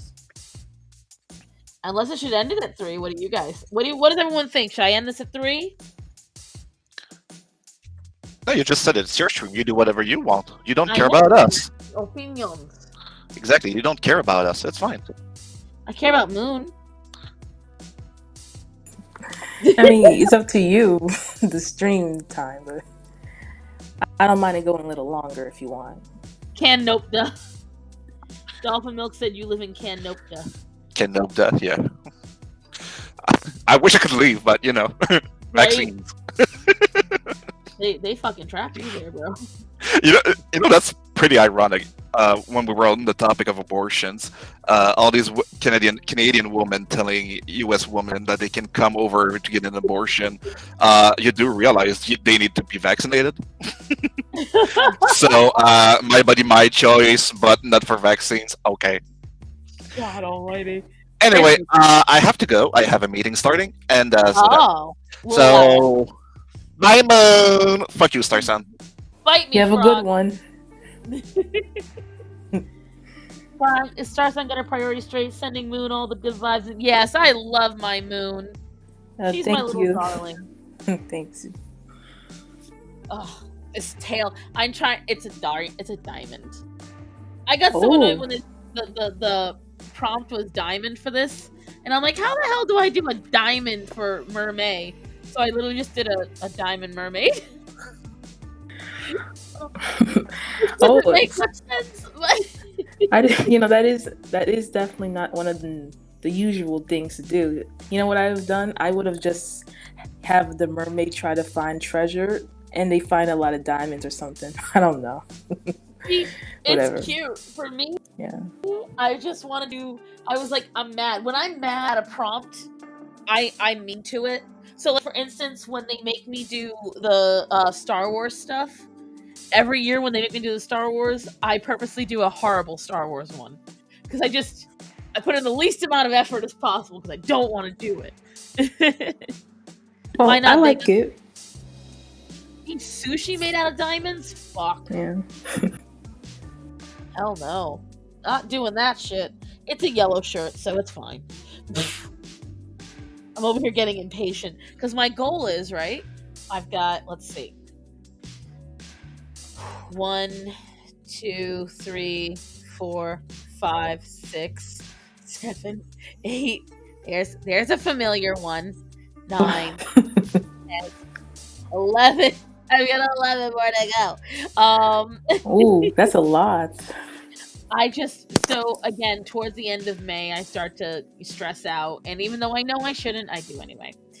But, so that's why I'm like, let's see. I'm trying to think of a good background color for this. I might have to go with something simple.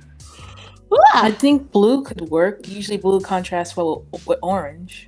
I would, and I was thinking that, but I put blue highlight for the diamonds. That's the only reason why I'm like, Should I put a darker blue, like a royal blue? What do you think?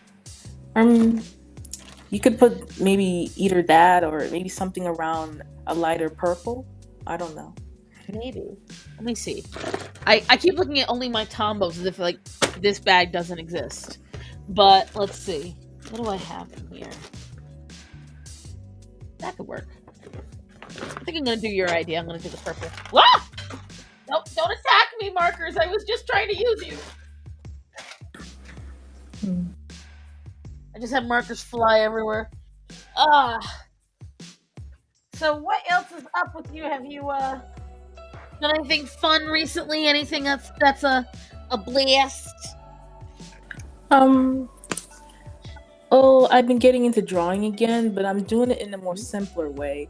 I used to have a lot of ideas, but I feel like if I wanted to make a story, I did too many stories and I couldn't focus on it, and it made me so stressed. So now I'm focusing on one or two universes I could make a little comic series out of. So I don't get complicated. It doesn't, mess with my mind. I don't like, overdoing Overcomplicate it. Yeah. Yeah. No, I agree, because like for me, I would love to do so my dad used to work for nuclear submarines, okay? So he used to design them. He did all the drafting for them. Really cool, wicked, awesome. And then I looked at what my dad actually fucking did. Moon, I would cry. What'd he do? My dad, oh my god. So you ever seen Blueprints? Where it's like, you see the inside of a machine. My dad used to hand draw those kinds of blueprints for nuclear warheads. Oh, cool. And when I looked at them, he showed me some of them. And I got stressed and I never get stressed over stupid shit like this. I got stressed just thinking about doing it. I looked at him and I said, Dad, you could take that and shove it up your ass. I would never do this. And he's laughing. He's like, you could do it. I was like, no. Not only could I not do it, I said, but that would take me. And I said to him, I said, so what? Was this a couple of months worth of work? He goes, Cassandra, this was a week's worth of work. This folder was this thick. Wow, that's impressive. And it was this was done in the 80s. And when I tell you, when he did it, he not only hand wrote all of the diagrams, which I'm not allowed legally to show anyone, because some of those submarines are still in commission, but he whatchamacallit, he hand wrote all of the charts and the documents and the words and all of the index, everything. And I was like, you truly can take that and shove it up your ass. I'm never going anywhere near that. I was like, not only no, but fuck no, I'm not doing that. I froze for myself, Chaco, but like my camera looks black to me. Frozen Star. Okay, hold on. Let me try something then. Hold on. Okay. We're gonna turn me off for a second. Anyone seen that whipped mayo? Ooh. Yeah, something this happens recently. I don't know why. Yeah. Am I frozen to you? To me, not frozen. But you can see me? Yeah. Fix yourself, woman. I'm fixing myself. Shut up. Yeah, whip mayo, right. Like, let me just play with the settings for a minute and see what happens if I fuck around with the camera.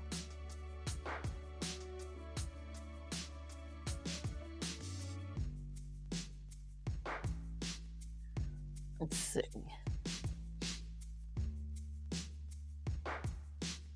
Is something wrong with my internet? I just paid the bill. Let's see. I wonder if I do this.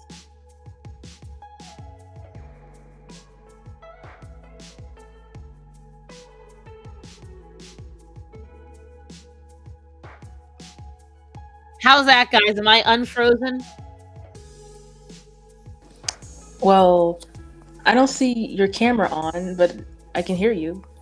Yeah, I know you can hear me, but when I get married, I was given a jar of mayo as a gag gift. Oh my god, Kelly. Aw, Dolphin, that's sad.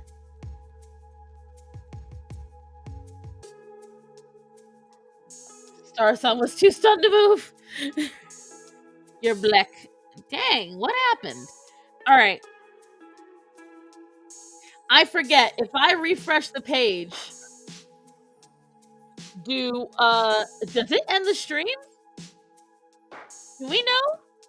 Not sure. Who says we refresh the page? Because right now it's just an empty camera. Let's see. I don't get it because I don't need it anymore. Ooh. How dare Black Cat? Let's find out. All right, guys, ready? We're gonna find out together. You ready, Moon? Yeah. 3, 2, 1.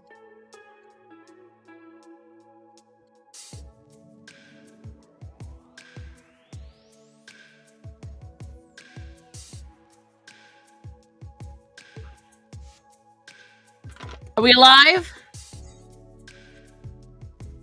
Did we survive? I can see you, but let's check the stream. Can you guys see me? Yo, yo! We just need to refresh the stream. Okay, I live! I had a panic moment, I can't lie. I was like, shit, am I about to break the whole thing or is this gonna work? We're gonna find out. But it worked! Look at that.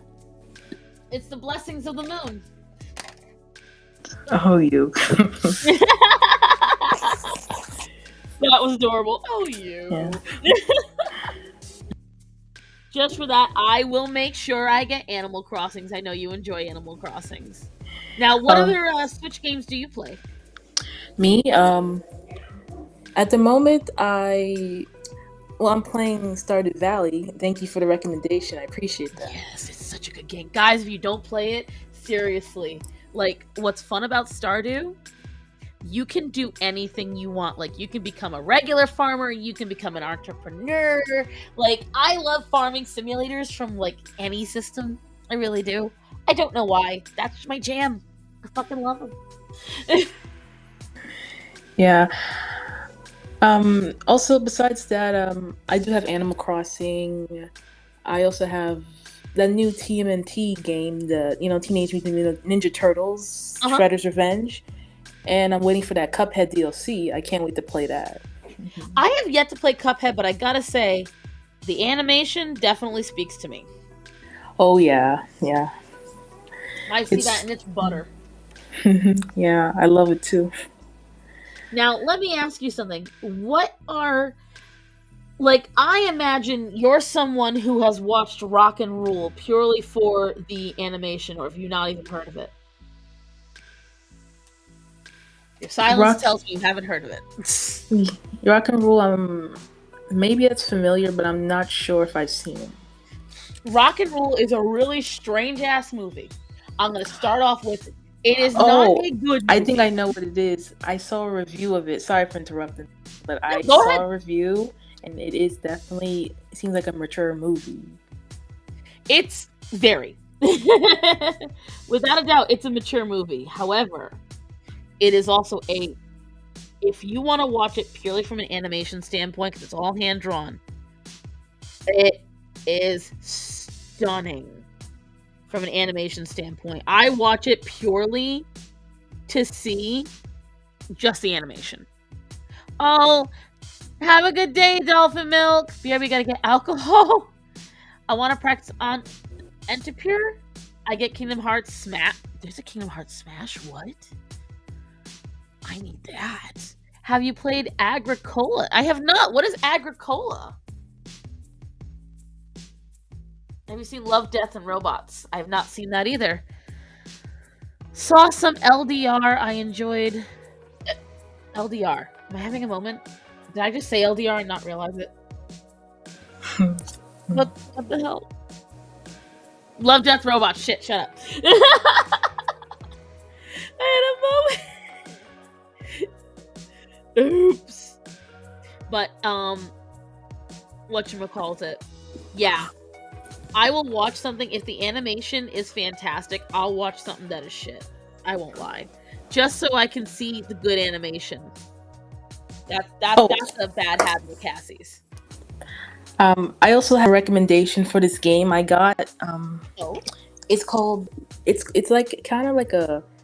It's Wonder Boy the Dragon's Trap. It's like they redid the animation, the whole look of the game with hand drawn animation. It's really good so far. It looks good too. I think you like it. The best part about it is that you can switch from the new look to the old look of the 8-bit game because it's really cool. You can switch the look and the music too. oh, that's fun. Oh, I'm gonna have to look into that. I'm gonna see what I need to do because, like, I haven't owned a Nintendo system, which is childhood Cassie is like, how dare you? I have not owned a Nintendo system in the better part of 15 years. I have not owned a single one. I've only owned PlayStations. And the only reason I even had an Xbox is because I wanted to play Left 4 Dead. Otherwise, I've only had PlayStations because my brother, when we lived with my family, he had the Wii and he had all those. I have my GameCube, and that's it. And I have my N64. So when the Switch came out, I didn't buy any handhelds because for a long time the only valuable system you could get from Nintendo was the Game Boys, like, you know, the dual screen and the 3DS and all that jazz. So I had those, but I wanted to play the real games, if you will. And when you're a gamer, there's a lot of people who I assume still agree with me that when you think of gaming, you don't think of the Switch. You think of PlayStation. You think of PC. You think of Xbox, and even then, I hate the Xbox. So I just didn't think about it. But I do love Mario Kart, and I love all the Mario games and the Zelda games. So I'm like, well, maybe I'll do it. I say, well, maybe I'll get them. Maybe I'll go through that, and that's what I've been waiting for. But I can't wait to play all the Mario games. They're coming in the mail in like another day or two. And I haven't played Mario Kart in so long. Yeah, did you know you could get the used games online through GameStop? I had no idea. I know, but I'd be wary of buying older games from that because sometimes some of them can be fakes. Really? Even from GameStop.com? Oh, well, yeah, I've seen videos of people buying multiple copies of the same game, and a lot of them were quite fake. I'm talking about like older games, like not Switch usually. It's like sometimes 3DS or Game Boy. That's what I'm saying. Yeah, I can't believe that's why. do that. Yeah, that's kind of why I stopped using GameStop for those reasons. But I think they should be good for the Switch. They seems like legit for a lot of it. Yeah, and it was again, someone gave me the money for it specifically for that, so I definitely made sure to utilize it. And I was like, I'm excited. I am excited to just the games they gave me were Harvest Moon for the Switch. Ooh. And yeah. Oh, you haven't seen it? Hold on, let me drive it down. Let me get it. Because I'm 5'2" and that was all the way up there. Ew. Okay. So they got me this Harvest Moon with all of its DLC. So I'm really excited to try that one out because I love Harvest Moon. And then he got me this, Pokemon Legends Arceus. And apparently it's not a normal Pokemon game. Apparently this one, what, Orion? What you got? Oh, I know, what a lovely toy you got for Mama. Let me see. Okay, go get it. Go get it. Go get it. You can't go that way. My trash and my printer are in the way. He said apparently the Pokemon don't attack each other. They attack you in this. So I was like, oh, that's unusual. He gave me a whole synopsis, but it looks really cool. Yes, that's what he told me, Black Cat, said I'm a researcher. Have you played that one, Moon? No, I know people like it, but I just stick to the old-fashioned Pokemon games. I did get Pokemon Let's Go for Pikachu because it seems adorable. Yeah, it's really nice. I mean, not the best, but trust me, I like it as for what it is. And right. I got it after I I kind of ordered a digital version of the old Pokemon Yellow. I wanted to compare it to see how it would be. It's interesting. So what do they change? I didn't actually play too much of the old version yet. It's been a while, but I played it when I was a kid. It seems they changed a lot. Change it. I don't know what they changed, but it does seem like I'm noticing it. I just need to play it more to understand it. Right, you gotta look for the little differences in it. Yes. That game you showed me a while ago, that Pokemon that one was so pretty. I was so mad it was fan made. Yeah, I would definitely play it if it was that, but Nintendo, sometimes they don't always do things like that. I wish they would. Nintendo doesn't do things that would definitely make them money because, again, I think it comes down way too much to the board of directors and shit like that and all that corporate bullshit. Because I definitely think that was like such a callback. Like looking at it, the effort involved, you could tell there was passion put into the game and the look. And that's why I was so impressed. And then as soon as you said it was fan made, I'm like, well, now we know why it's so much passion. I was questioning why it was looking so good. And now, is it an actual game or is it just an animation demo that somebody made? That one that you showed me. It seemed to be animation or possibly gameplay demo. I think it's a little bit of both animation and gameplay. But that's all it is so far. But I like it. I wish there was more though. Right. It was just so good. But I can tell, like, if that's all there was, it's probably because it takes so much. Like, that looked like a lot of effort in that game. That looked like so much effort. Let's see. Yeah. I've been ignoring the chat. I still get Redbox in some places. Redbox is here, and Walmart has their own version of the blue box. Arceus, your researcher. I miss Hollywood Video, and oh my god, I do miss Hollywood Video and Blockbuster. Those were the days. Oh, Pikachu rides on her head. That's cute. Yeah. But, like, I don't know. You're not that much younger than me. You remember Hollywood Video and Blockbuster, right? Yeah, I remember that.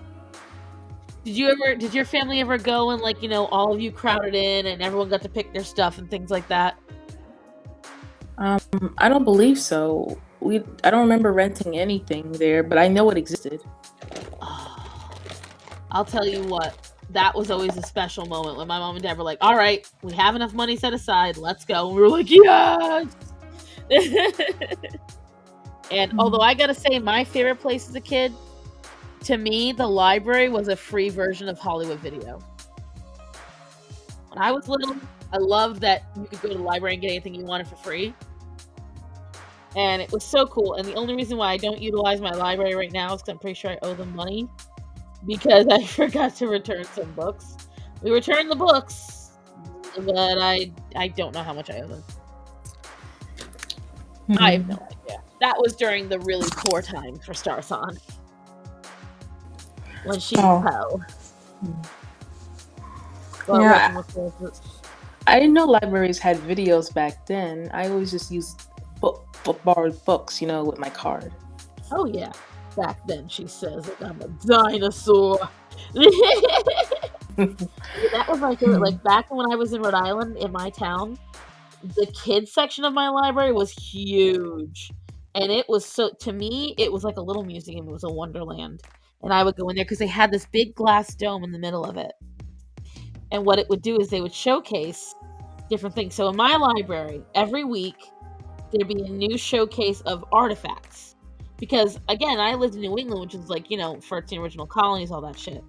So we would have a local potter would showcase their artwork. Maybe we would have some Narragansett Indian relics in there. We might have, if we could get a hold of some Egyptian relics, they would have some books on display. There was a whole thing my library would do, and it was so... I loved my library. Like... You'd walk in, and this whole section was all the adults. Here was the front desk. You went this way to go to the bathroom, or you would go into the kids section, which was like the square footage of my house. And this way would go to videos, adult books, things like that. I think it was an Insider Edition video. I just watched a video yesterday about people having old warrants for not returning. Yeah, it used to be a thing because you were stealing. I mean... The fees were outrageous, but you were technically stealing. and library books too. Library and regular like video institutions. But yeah, if you went into my library, you go over to the big, huge book section, and then in the very back was where all the DVDs. Well, for the longest time, just VHS, and that was why I became so into animals.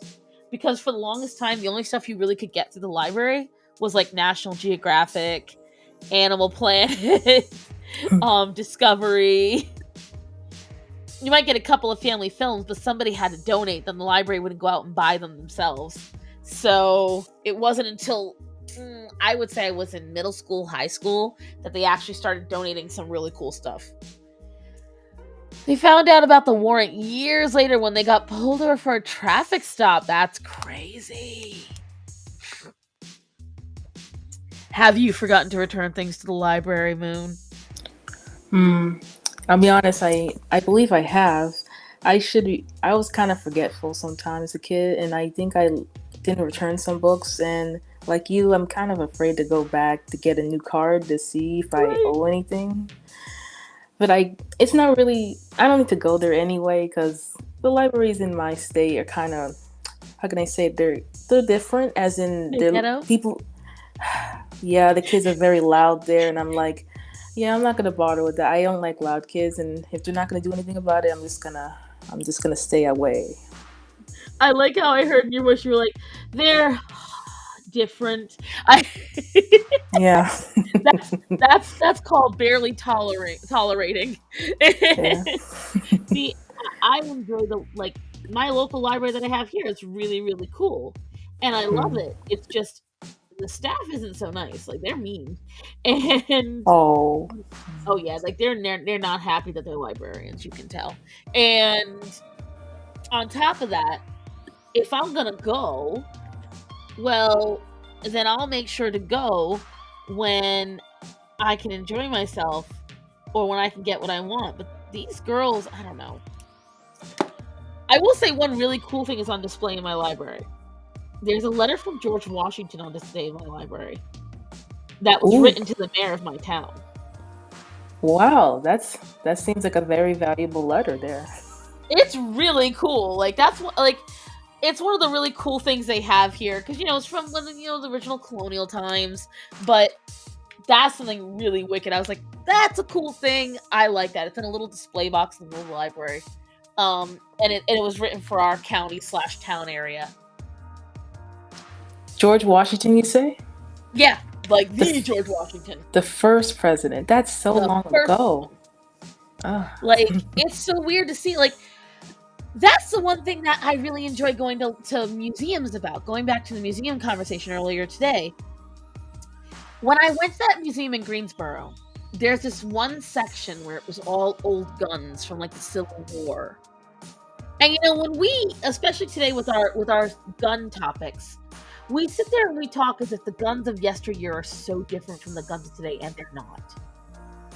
Like, when you look at them, it's like they look so modern, and I was like, this looks so nice.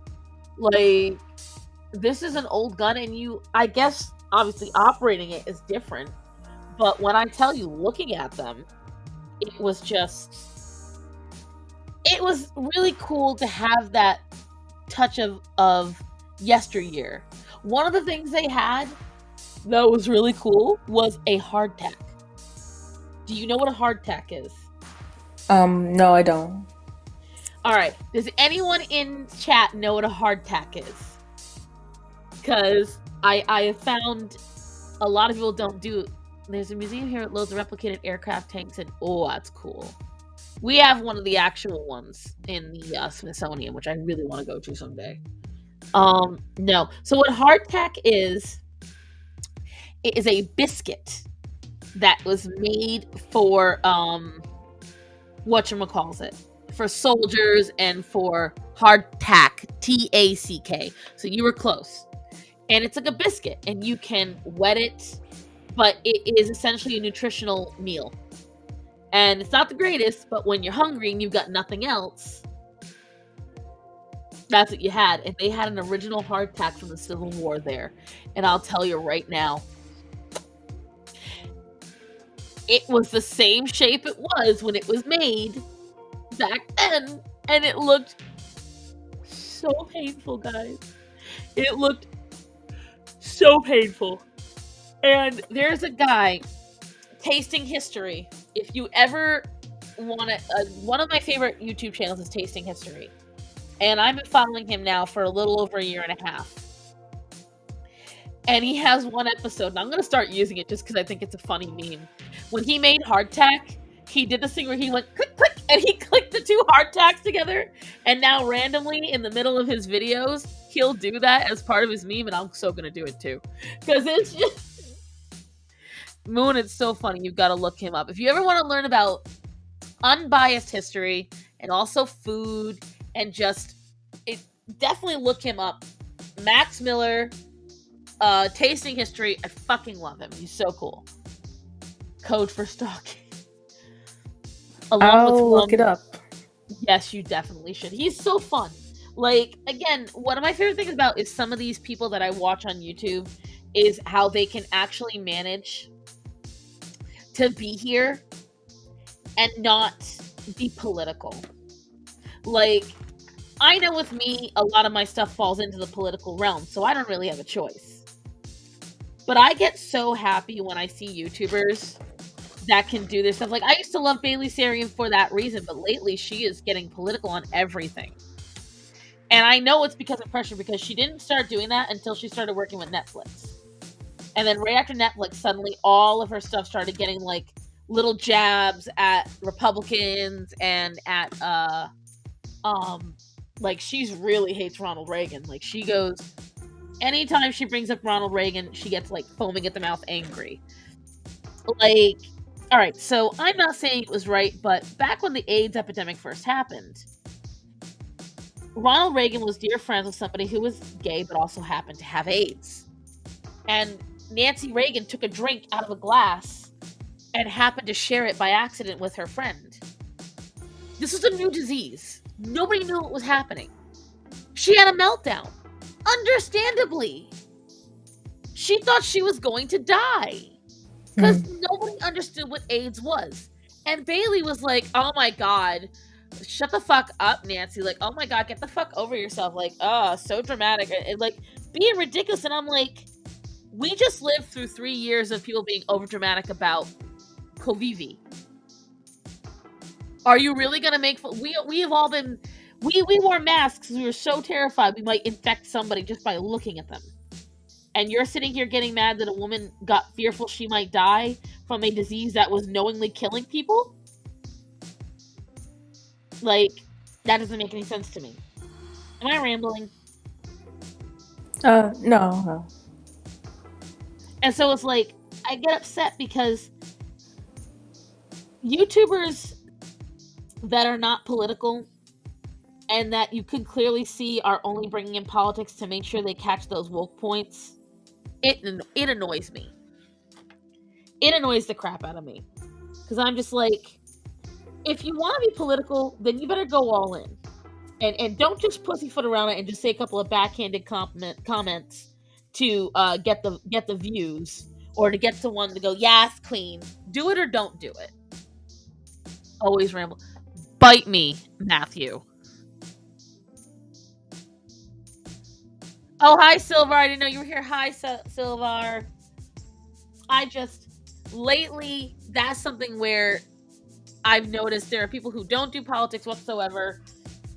And then suddenly they'll just start throwing it in. And I'm like, why do you want to alienate some of your audience? Why do you want to, get rid of some of them? When they've been supporting you the whole time, regardless of what you feel. I think it might be maybe since it's a Netflix, she might have a Netflix deal. Maybe she has to keep it. I don't know. Maybe, because it's her YouTube. Like, she does it on her YouTube. Her Netflix videos are, like, technically a separate entity. But I instantly unsub. See, I don't do that. Because I don't want to live in an echo chamber.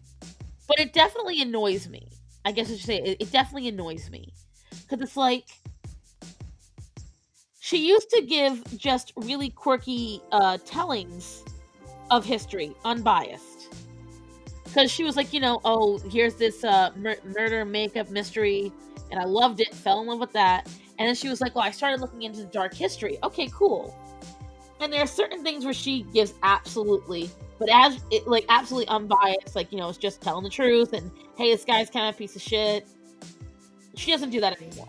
Now she just straight up is like, these people, they couldn't learn this. Like, even though sometimes what she's saying is either factually incorrect or she's just interjecting her own feelings on it. And I'm like, that's not telling history. That's you wanting people to feel a certain way about it, so you're framing it that way. Like, she was framing Ronald Reagan as the problem with the AIDS epidemic when it really wasn't even his issue. Like, it was just a bunch of stuff she was saying. It just, like, it wasn't telling history, it was manipulating people. I didn't like that. Yeah, I understand. No one likes, which side. No one likes to be manipulated. Right. Like, when I watch debates with Republicans, I don't like when Republicans, if it's on their platform, if they constantly talk over the liberal and just constantly interrupt and snap at them, because then you get nowhere. And I don't like when on the liberal side, whenever they tell a story, they tilt it in just a way so it makes you not like the Republican in the story quite as much. I have some virtual hot cocoa. Weird noobs. I want to combine domestic stuff with my love of horror. Niche, I know. Domestic stuff like decorating? Ice Princess? Yes, we have Moon on here. We're very happy. Hello, Silvar. I'm entertaining Moon my complaints about other YouTubers that while I really, really like them, I don't like some of the stuff that they do in their videos recently, and I feel it's very alienating. Like, is there any YouTuber you follow, obviously besides me and Gothics and Leon, that you feel has started to stray or act differently than they used to? I can name one, but I unsubbed from him. It's, even though I used to talk to him, it's Hunter Avalon. Oh, yeah. I used to be a sub of his. Yeah. A long time ago. I really liked him, but it's just, he changed in a way that just went like, it starts to feel like he's doing it for fake reasons. I don't know. It doesn't feel genuine. It's like, it's just like, what's going on? I'm like, I don't know what's going on, but it's a feeling I don't like, and I unsubscribe, not immediately, but to a point where I'm like, yeah, I'm not here for that. I'm gonna go. I did that with Amazing Lucas. Oh my god, I notched him too. Because I used to love him, but he's been getting really, I don't know, I just did not like the way he was talking, and I tried really hard to stay on, because again, like I was saying earlier, I don't want to live in an echo chamber, but some of the stuff he was saying, I was just like, he was speaking out of both sides of his mouth, and I couldn't stand to listen to it anymore, and I just wasn't about that. So I just stopped following, because I wasn't going to keep giving my support after a while. I felt like, in the one hand, he was talking like really crazy about certain ideas about Republicans. Like, he was sitting there and saying that gay people were evil, or just that nobody should, like, just what I was interpreting from what he was saying. I was like, bro, this ain't it. And then on the same token, he was sitting there saying that all cops are evil and Republicans ain't shit. And I'm like, what are you doing? What are you talking about? I don't know. I think he flew off the deep end, in my personal opinion. Ain't my cup of tea. No more. Can't. Won't. Nada. There's others, but I choose not to mention certain people, because some of them thrive on drama. And they look for any form of mention of them at all. And I'm not about that. The moment somebody mentions them, suddenly they're all over it, and they're demanding attention, or they're demanding, you come debate me, or this, or they'll send a mob after people, or they'll lead a hate campaign, and I'm just like, no. So even though I am small, for sanity's sake, in case I get bigger at any point, I let it go. But there are YouTubers that I absolutely adore that, just like Tasting History, as you all know, I have a special place in my heart for Michelle McDaniel. That's the mistress of the cult, and I fucking love her. I will tell you, from what I've known about her in a short period of time, she's a really genuinely good person. And I gotta say, guys, if you don't know her, you need to know her. If you don't follow her, you need to follow her. She's a wicked cool fucking person. Do you follow her at all, Moon? I don't believe so. You need to. Girl, let me tell you something. Let me tell you. She's a fucking gem. She's insane, and I love her. Like, she is cray, but I love her for it. And her videos are fun and whimsical, and she does cosplay, and I love her. I just love the girl. And I highly recommend it to anybody in my stream. Including my moon to my stars. It's interesting how our names kind of are a same subject, like space and such. That's interesting. Right? I think it's adorable.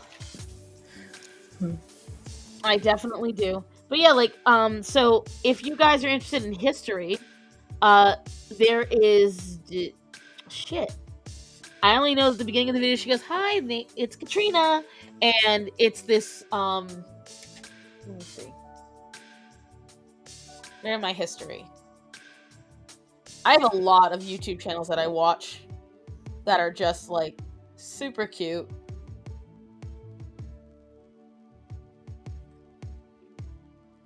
Let me see. Let me go to my history really quick.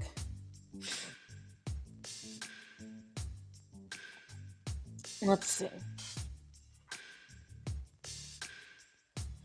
All of My Little Pony videos that I watched, because I'm me. Origins Explained. Weird History, Nutty History, and there's another one. And I'm trying to find it. I've already mentioned the Hoof GP, how much I love them. They're amazing. Casual Geographic, although most people know him. I might do a video. What do you guys think? All right, so if I've actually got a question, because now I'm starting to head towards 9,000 subscribers. What should I plan for if I hit 10,000 subscribers? Should I do a video about me, my, what I do, what my favorite things are? Should I do a video that's a Q&A? What do you guys think I should do? I'm genuinely curious. I think the idea of making a video about you is interesting. A little bit of history on your life, a little bit. Okay. It's a suggestion. That's partly what I was thinking. Oh, Useless Farm is also a good one. Sydney Watson absolutely is amazing. A Q&A, please. Life with Lists. I'm going to look that one up.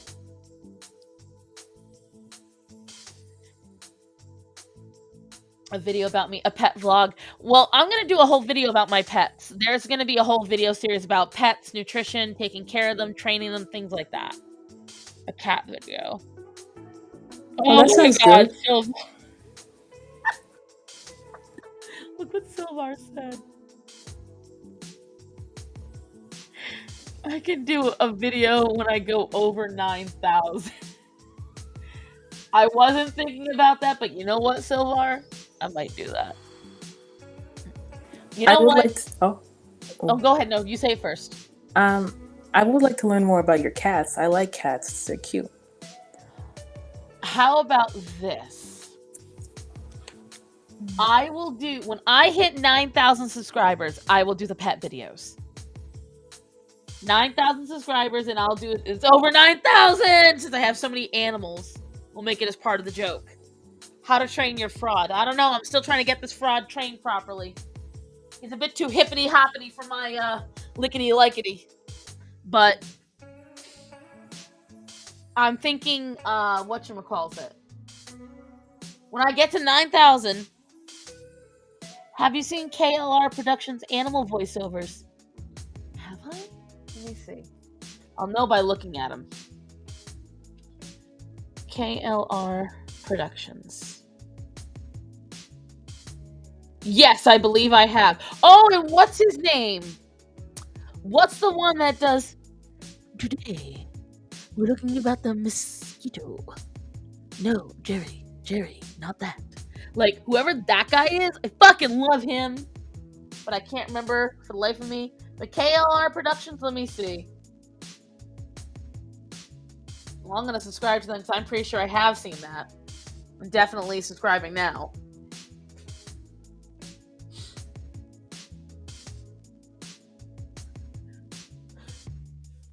Look it up there, hilarious. Did you ever consider doing any gameplay?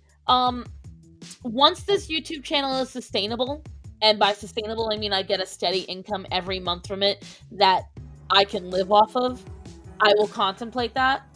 So that's why I'm saying, like, I have to hit a certain amount of subscribers first for that, to put in that level of work. Because I have witnessed many of my friends behind the scenes. I've heard stories. I have so much going on. I do not want to run the risk of my sanity for nothing. I get a lot of good views from just you guys watching my live streams and such. I do some gameplay with Leon, and now that I have the Switch, Radio and T and Della and Leon have all wanted to game with me before, so I'm definitely going to do more of that now because I have the games to game with them. Another reason why I want to get Strikers because I know they all like it. So the problem is I don't talk when I game. I like to game. And so that's the biggest problem. If it's something where it's like an RPG, I don't have time to talk. I'm too busy thinking. I'm too busy doing. And so if it's a fighting game, though, like Kart or Strike or anything like that, I can talk. Radio is so good. She is a freaking bean. I love her so much. Like, she's a very sweet soul. And I only met her because of Leon. And I gotta say, like, just very sweet kid. Do you know who Radio is? I don't know if you know, Moon. Moon? I lost her. Oh, sorry. I was talking to someone. I know who Radio is. Don't trust me, I do. I wasn't sure if you knew, and everyone was quiet. I was like, oh no. But yeah, Radio is amazing. I love her. She's so sweet. And I definitely, like, I'm very lucky that I got to meet him, because I tell you right now, when I played Apex with Leon, the only reason I survived was Radio. Radio is the only reason I made it out of that alive. I barely made it out alive. So I told you something. She tried her best. God bless her. But there's only so much you can do when I play a game for the first time. I like it when you play with Leon. You work off so well comedically. Oh my god, that pain in my ass. I guess I love him or whatever, but god. That pain in my booty. Alright, I know what I'm gonna do with this. I'm gonna make it. Never heard of her. You should look her up. Let me see. I'm gonna type her properly in the chat too, so that way there's no confusion.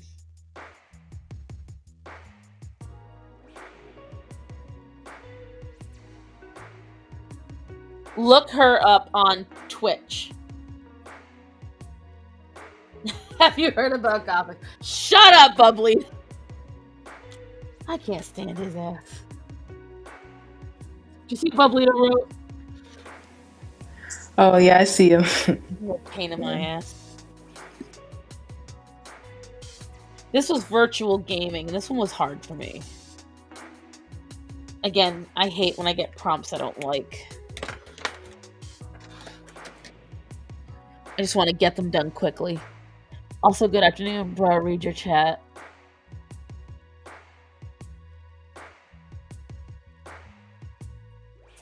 I found it through Horror Emirata. I love Horror Emirata. Why do I gotta read my chat? I typed in my chat. Good enough.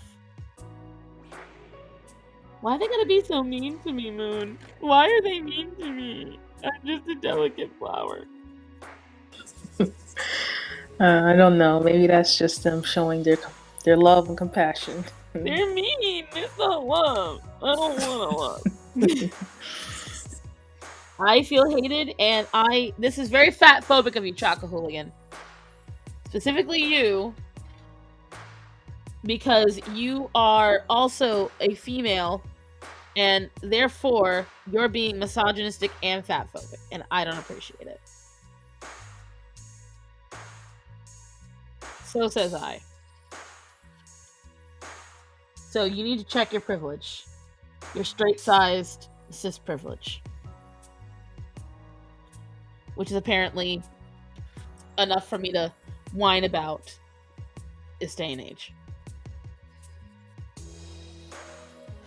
You delicate. I am a delicate fucking flower. You still going? I just went food shopping and back. Yeah, Cher, I'm still going. Eric July made Haru Murata a YouTube mod today. Oh, yes. I love Haru. She's so sweet. And I was on the, the midweek hump a couple of weeks ago, and it was so fun. They're nice people, the whole group of them.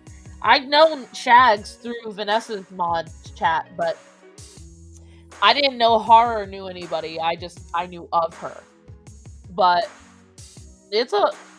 I can't believe how much everyone's all interconnected. Should be Choco Hooligan. Oh, 1 sec, let me check.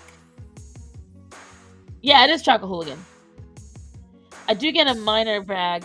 I'm a mod on Horror Emirata's Twitch channel with ANCAP. Oh, that's cool! Well, Silver, I mean, you're well known. Like, your name pops up enough, and when they see you in chat, they say something, so. I think I'm just gonna do this all, like, yeah. I'm gonna do that all in black and white, because I don't like this prompt. I did it because I had to do this prompt. Which prompt is it? It's virtual gaming, and it's just not what I wanted to do. I get that. Some things I don't like. Some drawing ideas don't always work for me, too. I don't know. To me, my brain sometimes is a little too literal, and I'm like, you can't have virtual gaming. It's the ocean. They're mermaids. So my brain is like, that can't be it. They're mermaids. Mermaids can't have virtual gaming, and that's where my brain goes. So it's silly. That's where my brain goes. Hey, what do you prefer physical games or digital games? Because I usually tend to buy both sometimes when the game is not out on physical. I usually get it later. I prefer physical purely because in case I know that there was a short time where, like, if Xbox didn't like that you had a game on your console, they could revoke it. They could nuke the game. And so I was like, well, that's stupid. I want to make sure I always have. So I like it for the anxiety portion because you still have the physical game. But for pure convenience, obviously digital. So I don't know. I guess both. Maybe both would be the proper way to say it. I like both, but I prefer physical if I can have it.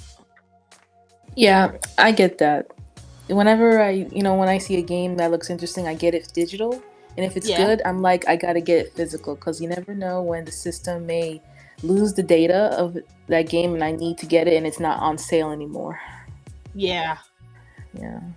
I agree. Very much so. See, what did Ian say to me? What do you think of this? What's happening in America? It's fucking awful. Well, even that depends. What are we talking about? We're talking about children being allowed in drag shows and being brought to Pride and and everyone revealing that there's a lot of issues with the fact that we're literally experimenting on children, and everyone's thinking it's okay, or the fact that people are not understanding what Roe v. Wade actually means. Like, what are we talking about? Because there's a lot of things that are awful. For instance, our president, our gas prices, the food shortages. Okay, help me out here. What am I commenting on? There's only one true chocolate hooligan. Those posers can step off. Yeah, they don't make more of her, I'll tell you that. The girl I used to babysit for loved drag shows. Oh my god, like, I don't understand. And Hagatha, technically Kitty Demure, because he does two different drags. Kitty said it perfectly. What has a drag queen done to deserve all of your love and devotion like this? I don't get it. What has a drag queen done? Like, I don't get it. What have drag queens done for America that's so stunning and so brave that they require that? Because, I mean, you had this old dude at Pride. I shared it on my Instagram.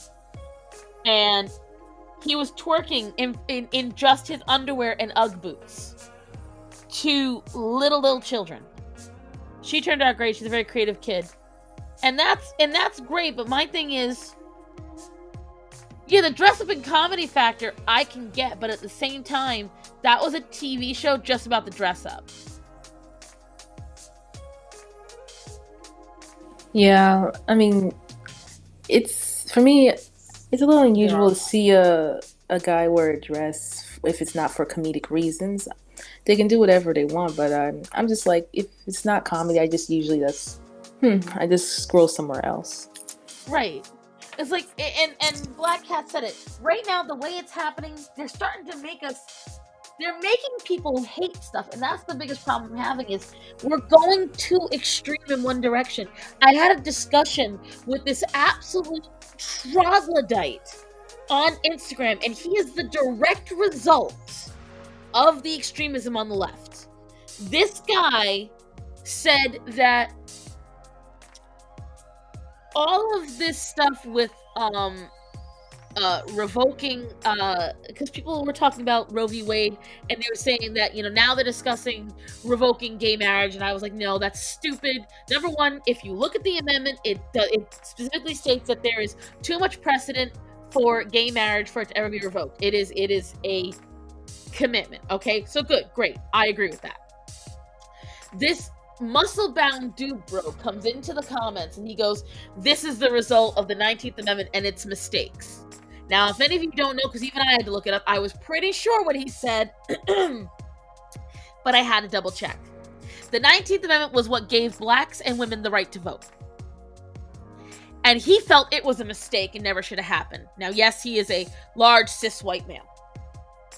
And he continued, and I have the screenshots of it, he continued to mock people of black and white origin, of anyone who was a woman, and da-da-da-da. And then he tried to come after me about being childless. No, this is on Instagram. And I was like, my guy, you're making fun of me because my kids died? And he went, lol, what? I went, my children are dead. Now what do you have? And he didn't say anything after that. He stopped commenting after that. So I was like, oh, so you realize you took it too far. Good. At least you understand. Because he was sitting there saying, women like me are why the liberals are running rampant. I'm like, no. Government manipulation and corporate manipulation are why we're at where right now. Okay? Like, what are you talking about?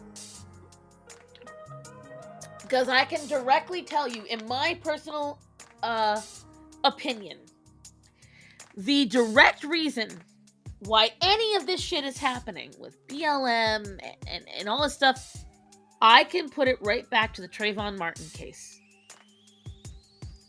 And the way they reported on it, the way they released information, they were admitted they knew that they release stuff and they edited it to look bad. They admitted it. And so on and so forth. All this shit kept roiling up. They don't want to admit it. And that's too damn bad. It's the same thing where we went one direction with all the rest of the stuff. And now we're going too far. And this is the biggest problem. I have no problem with you wanting to live your life the way you want to. This is America. That's the point. But when you harm others in the process, that's where I have a problem. You want to be a drag queen? You want to be a drag king? You go do you. I have friends who are both. However, when you decide that you require that habit, that hobby of yours to be vindicated by the general public, it's not a hobby, you're seeking attention. And then on top of it, you need to go and manipulate children to like it because you know adults are going to say something. So you need malleable minds to make you feel better about what you do. You're right, Pluribus. It's not fun anymore. I used to think drag shows were a cool underground thing that you went to when you wanted to let loose. It's not cool anymore. It's not fun. It's now another political statement. And on top of that, every day we're getting more and more reports about one of those drag queens or drag kings that's brought to these events that is a predator. It's not just once, it's multiple times. When are we going to wake up? And I hope it's soon. But if we keep going the extreme in the other direction, it's just going to cause vitriol back and forth, back and forth, back and forth. You don't dig deep. The only reason why hitting the bully in the eye works is because it's a quick jab to show them they did wrong, and then you level out. But if what you do to the bully instead is you castrate them, they're just going to hit you harder again. And that is the problem that I think we're having. Of course there's straight predators, Cher, that's not my point. There is predators everywhere. There are women predators, there are men predators, there are child predators. That's something people don't talk about. There are children that are predators. There are children that are just as dangerous as adults. People don't want to hear that, but it's true. Which is another reason why I don't like kids getting exposed to this stuff. Because sometimes the sick kids get exposed early and they start acting earlier. Which is scarier because at that point people don't pay attention because they're children.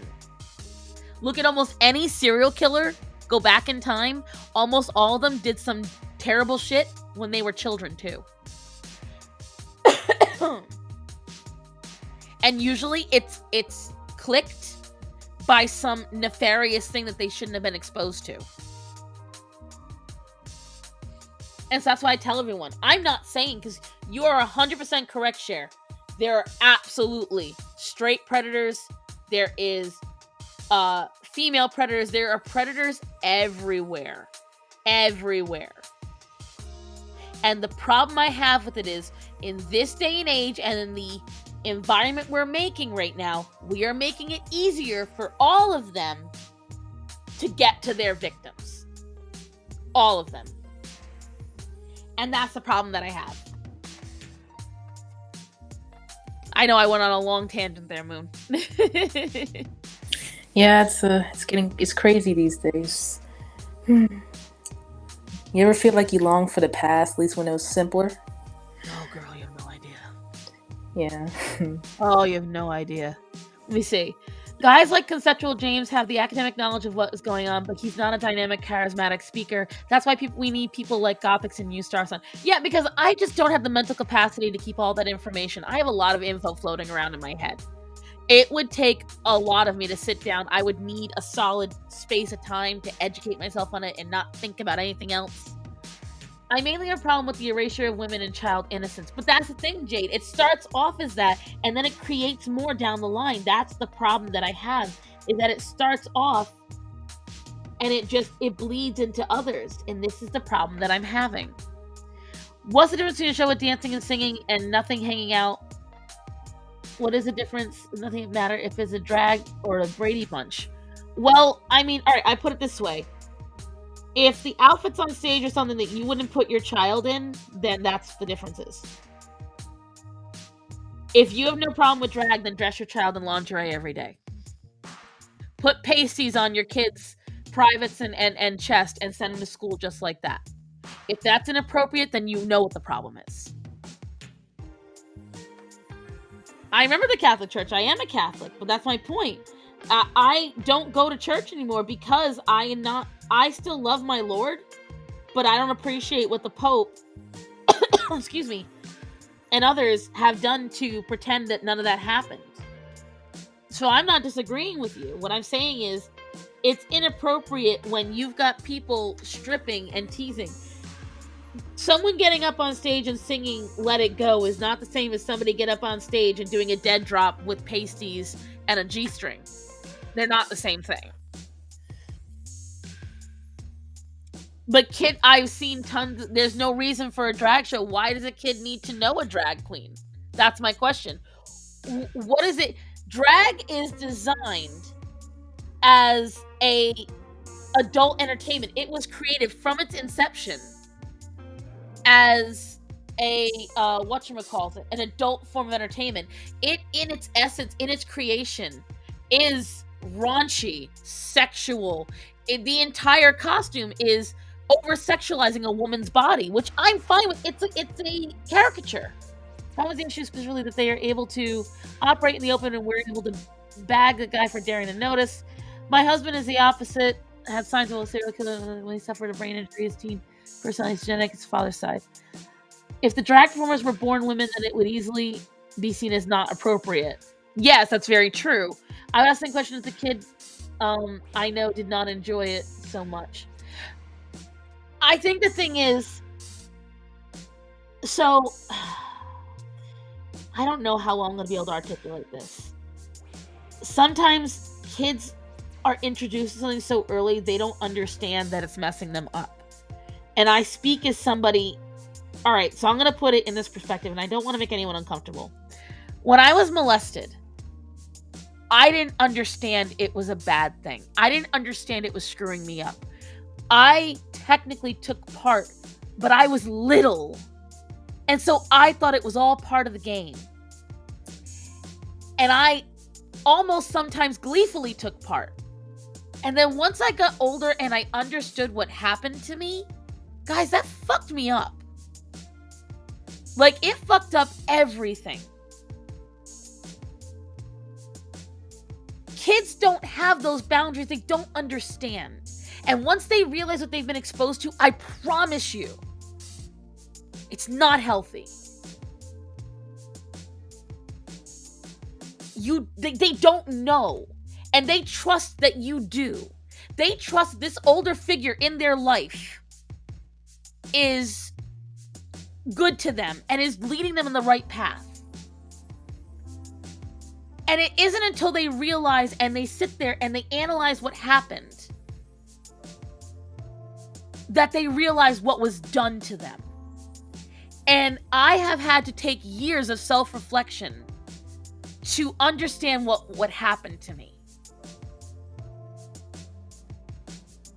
There's a Disney-themed drag show with the Disney princess dresses, and something that doesn't bother me. It's when they're... But the thing is, why not just have girls dressed up as the Disney princesses? I've yet to meet a trans or gay guy that wasn't molested as a child. Everyone I know that is gay, trans, or bi has been molested. I'm bi. I was molested. I try to tell everyone, there's not a single person. Now, I don't know if it's because we, as a group, attract that more. Who knows? But I will back up, in my personal opinion, what E Pluribus just said, I agree with. And that's what I'm trying to say. The reason why is because a child's mind can't understand, as one of those children, because guess what? I've told you guys in the past, I thought I was trans. When I was 14, when I was 13 to 15 years old, I thought I was trans because I was told so much I was an ugly woman, coupled with what happened to me. And whatchamacallit, couple what happened to me and coupled with what everyone was saying to me, I suddenly started to believe I wasn't good enough as a female. And this was just my own interpretation. Imagine kids today seeing this stuff where they're seeing the dragon. They can't really understand what's happening. They don't understand truly what the comedy is behind it and what the thing is. This is why I tell everybody, look at all the adults in the comments. So some saying they were never molested, and I'm happy for you. They were never hurt. I'm happy for you. But you did have gender dysphoria. So see, Kat, it still rides on the same idea. I don't know. I had a strong intuition. I never take some courage to speak out about that.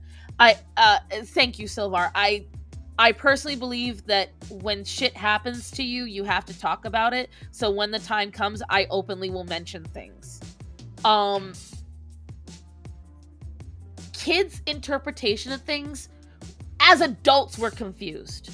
As adults, we have these problems. Imagine a brain that is still developing, that is still learning these things, having that problem. It's a real thing. So that's what I'm trying to say. I'm not saying kids are stupid. I'm not saying that kids can't learn things. What I am saying is you should give them the chance to develop in their time instead of fast-tracking them for things that they're not going to truly understand. It's going to confuse them more.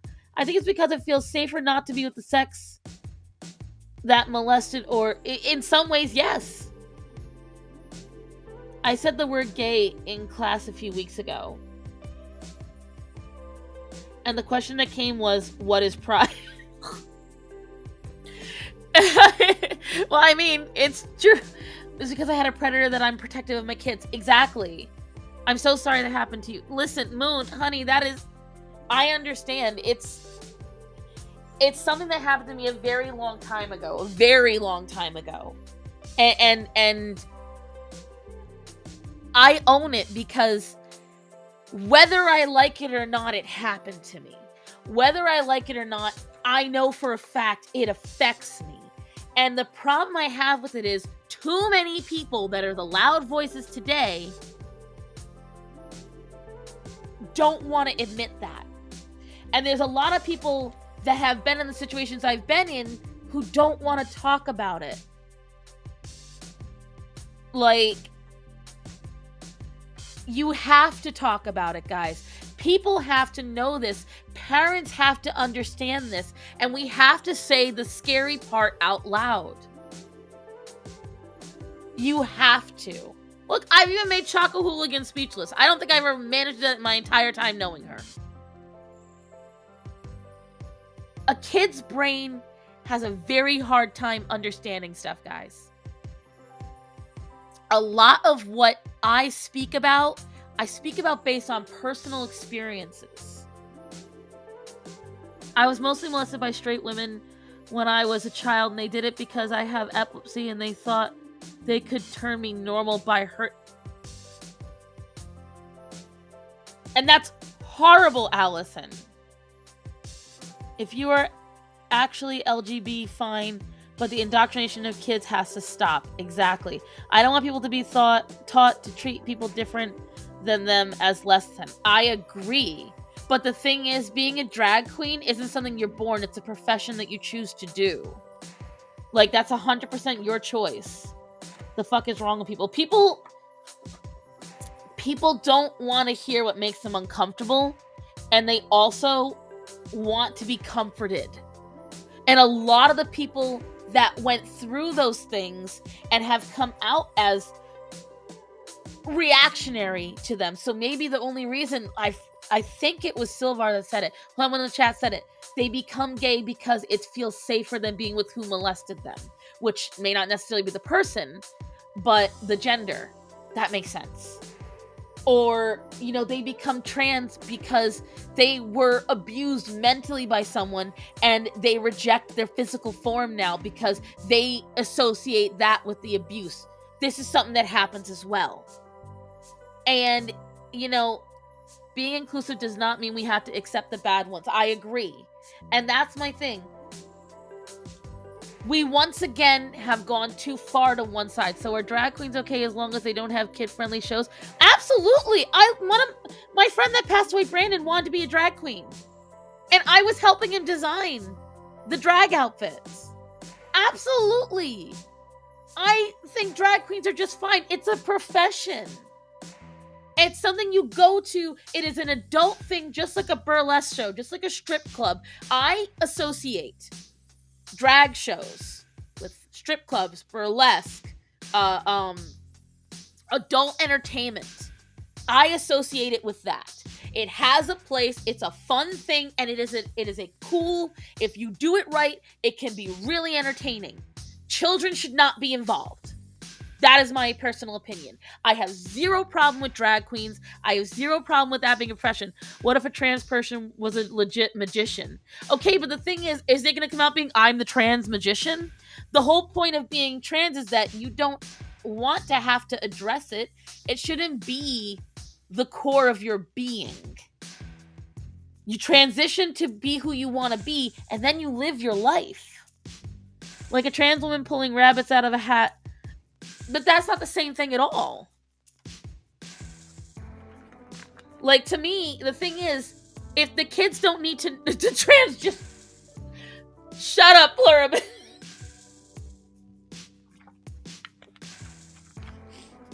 That's a good wordplay, but no. There's no need for everyone to know that a trans person is a magician. That's somebody being a professional. Like, trans people don't have to hide away in a corner and no one ever knows they exist. But there's no reason for them to be like, I'm a trans person and a magician. There's no need for that. That's adding. That's like, there was a person that came onto my my Instagram and started taking over my comments saying, I'm an artist with autism. Okay. Is your art good?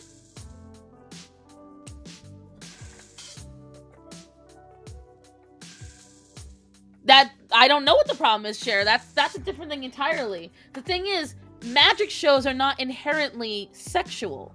Drag shows are inherently sexual. No matter what, when you're dressing up like that, you're doing it. The only drag queen that I've seen that does anything remotely close to family friendly, and even then, it's a Lady Maga USA. Lady Maga doesn't go and do anything in front of kids. Lady Maga does everything at adult events or at political events. It's a different thing entirely. Like, she's not going to schools and performing on a school stage. But that's the thing. What's the point of it at that point? There's no need for a drag show. I don't know what Mrs. Brown's Boys is. But my point is, like, at that point, why does the kid need to know about drag? That's, again, my question. Why does the kid need to know? Beyond making an adult feel better about their choices, why does the kid need to see a drag show? But Mrs. Doubtfire, I don't think is a kid's film either. Even though, yes, it's a dad trying to get to his kids. That isn't a drag show.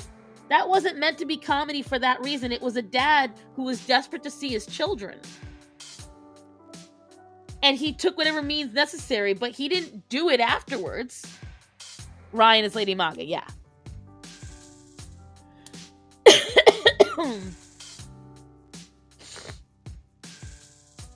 But see, that's a quick change artist. And again, we're lumping too many things in together, in my opinion.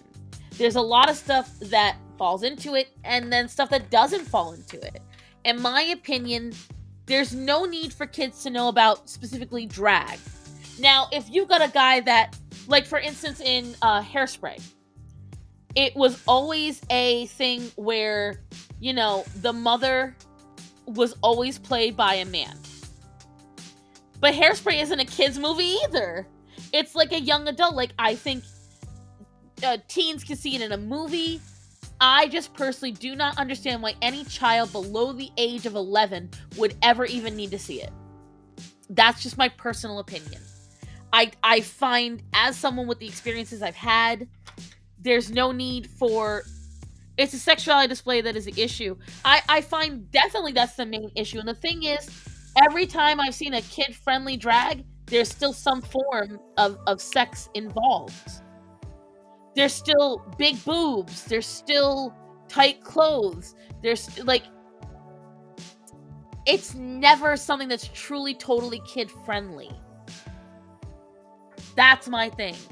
I'm not saying there's a problem. Like, to me, there is a big difference between somebody who happens to be trans that's also a magician, rather than it being, oh, I'm the trans magician, like, you know, and their entire act is about them being trans. Because then at that point, what the hell's the point? Like, you're just using your gender dysphoria as a selling point, which makes no sense to me. The thing with Mrs. Doubtfire and Mrs. Brown is that they are not sexual. Oh wait, Mrs. Brown's Boys. Is that old British that I know what you're talking about now? Yeah, that's funny, but again, it's not a family show. That's a show for like it's for middle school and up. It's not designed for little kids to watch, and a lot of the themes in Mrs. Brown's Boys, I knew what you're talking about now, not kids. And I'm sorry, Chaco, but it is funny. But again, it's not for kids. Like, that's the problem, guys. Everything we're talking about was not designed for children. They were designed for adults to enjoy.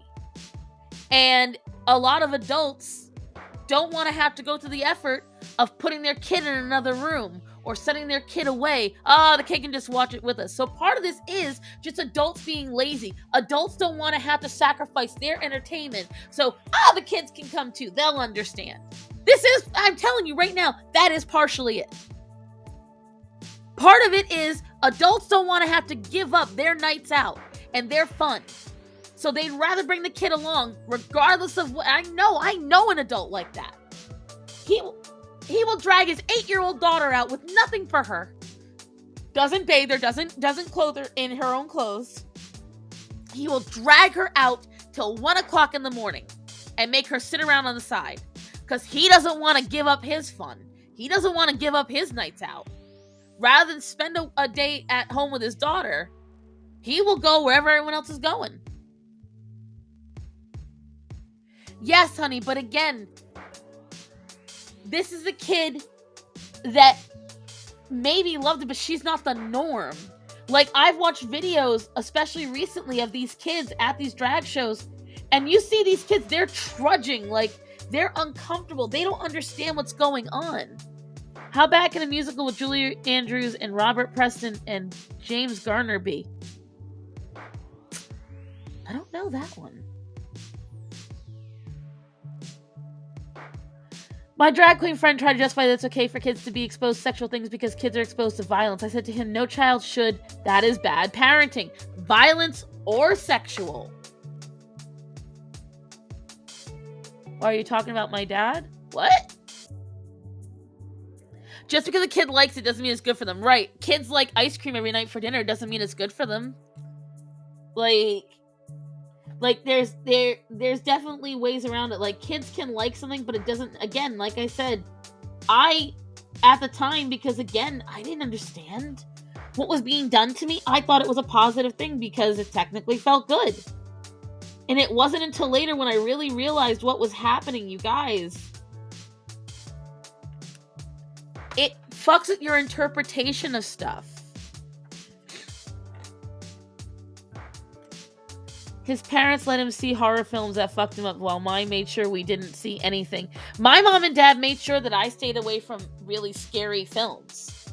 Like, that was a very hardcore thing my mom and dad made sure of. And I'm glad they did. Because horror films, even to this day, I don't watch them. I don't watch them at all. Because they do mess me up. I actually get pretty freaked out by horror films. I'm fucking terrified of dolls.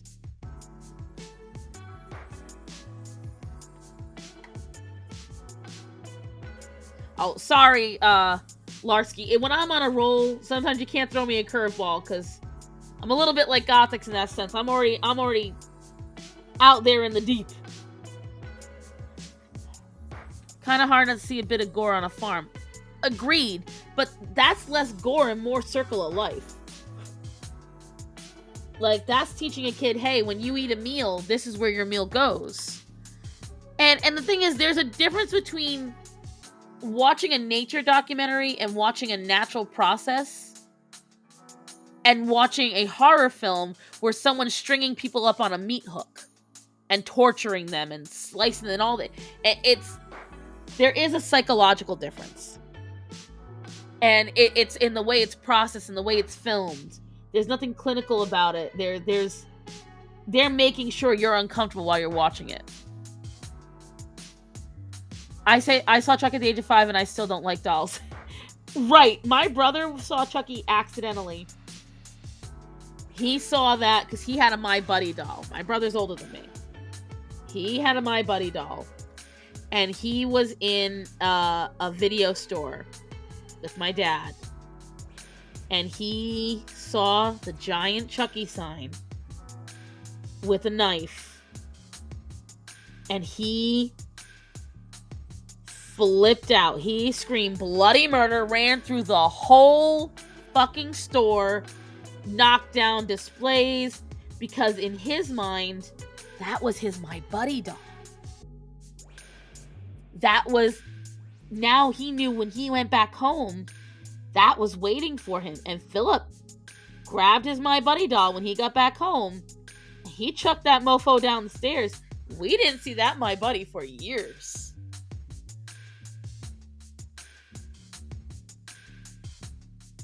Let me see. Who's the lady in the press? But that's my point, guys. Like, kids don't understand that you don't get. If you ever seen a toddler ask for a certain cup, and then as soon as you hand it to them, they freak out and they cry, you're expecting someone like that to understand the nuance of sexual identity and drag. You're expecting a kid that thinks that reasonably, it totally makes sense that a fat man squeezes his ass down a chimney every single Christmas all over the world in one night. You're expecting children to understand nuance that we barely understand as full-grown ass adults. This is the point I'm trying to make. Kids that don't understand that mom and dad's wallet isn't just always full, that the kitchen can't magically replicate food. I can keep coming up with different reasons why kids just simply won't get it. After sneaking in to see Chucky, my brothers put Master of Puppets into a... Whoa! That's evil. But that's my point, guys. That's my point. I just totally cut my mouth with my own hand. Ow. Chucky's kid is Japanese? What? But this is the point I'm making. I don't care if someone is gay, trans. I really don't. Because you know what? It doesn't affect my life. And they're not hurting anybody. They're just living their life. Whether I agree or not, whether I'm into it or not, whatever, what have you. That's their life.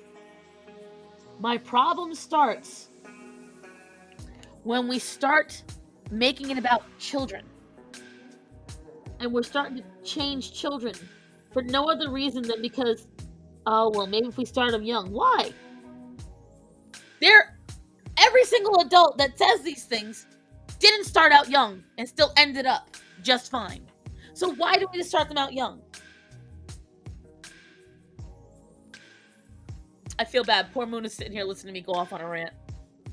Oh, it's okay. It's your channel. I want to let you talk. But I can say that I'm glad I didn't learn all this, kind of crazy stuff when I was a kid. Because when I started learning about adult stuff, that was in my high school years. And I'm glad for it because I had a lot of anxiety about a lot of stuff. And I did not need that to be confusing me more as a teen. I mean, exactly. as a preteen. Because it does confuse you. I'm sorry, whether people want to hear it or not, whether people want to acknowledge it or not, this confuses kids. It confuses adults. How many adults do you sit there and see on TikTok and everything else to go, I'm still not sure what I am? I'm sorry, excuse me? You don't know what you are? Then how do you expect a kid to know? If you don't know, how do you expect anyone else to figure this out? And they usually have no answer for that. So I agree with you tenfold. They have to remember that, if you're confused, you're already confusing somebody else. But that's too much logic, I think. I'm expecting too much, Moon, I think. Yeah. I want to say again, sorry about what you went through. I kind of understand that something like that can really mess up someone in some way. Listen, I've said it before, but I don't think people really registered it. I've said it to the people before that I've had this happen. I've said it on stream. It's a lot of people have an interpretation of what happens to people after they get, abused, molested, whatever. Even though it happened to me and it did shape me in some way, the problem is most people act like it's the end of their lives. Nothing is going to stop me from being me. Nothing is going to stop me from existing. And that's why I mention it. It's not to get pity points, and I'm not saying that, I'm not saying it in any negative way, but I don't want you guys to pity me. What I want you to do is look at me and say, wow, Starson isn't like these people. Yeah, because I wasn't taught to fall apart when it happened. And I was taught how to cope with it, how to deal with it. And I moved past it. Eventually, I found a way past it. It sometimes rears its ugly head. But that's why you're supposed to learn coping mechanisms. That's why, in my opinion, no, I don't want what happened to me to happen to everybody. But I do believe, in some ways, you need to learn about that hard stuff as you get older. So you can learn to cope with it. But I don't think children should have to learn about it. I don't think children should learn about that kind of stuff. And part of the reason why the person did to me what they did is because they weren't too much older than me. And guess what they got exposed to, folks? Porn. And they wanted to try it. And then before they realized it, they were trying it on everybody. Everyone they could get their hands on. So this is my point. Children that are exposed early don't understand what they're exposed to. All they are is curious. And the next thing you know, they're trying it out and they're hurting other kids.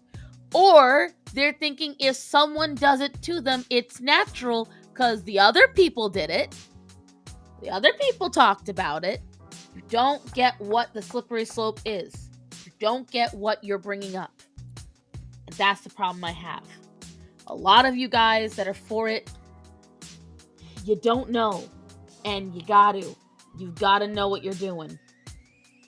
Because it starts off as just something innocent. Well, the kid likes it. Well, yeah, but then it turns into something else.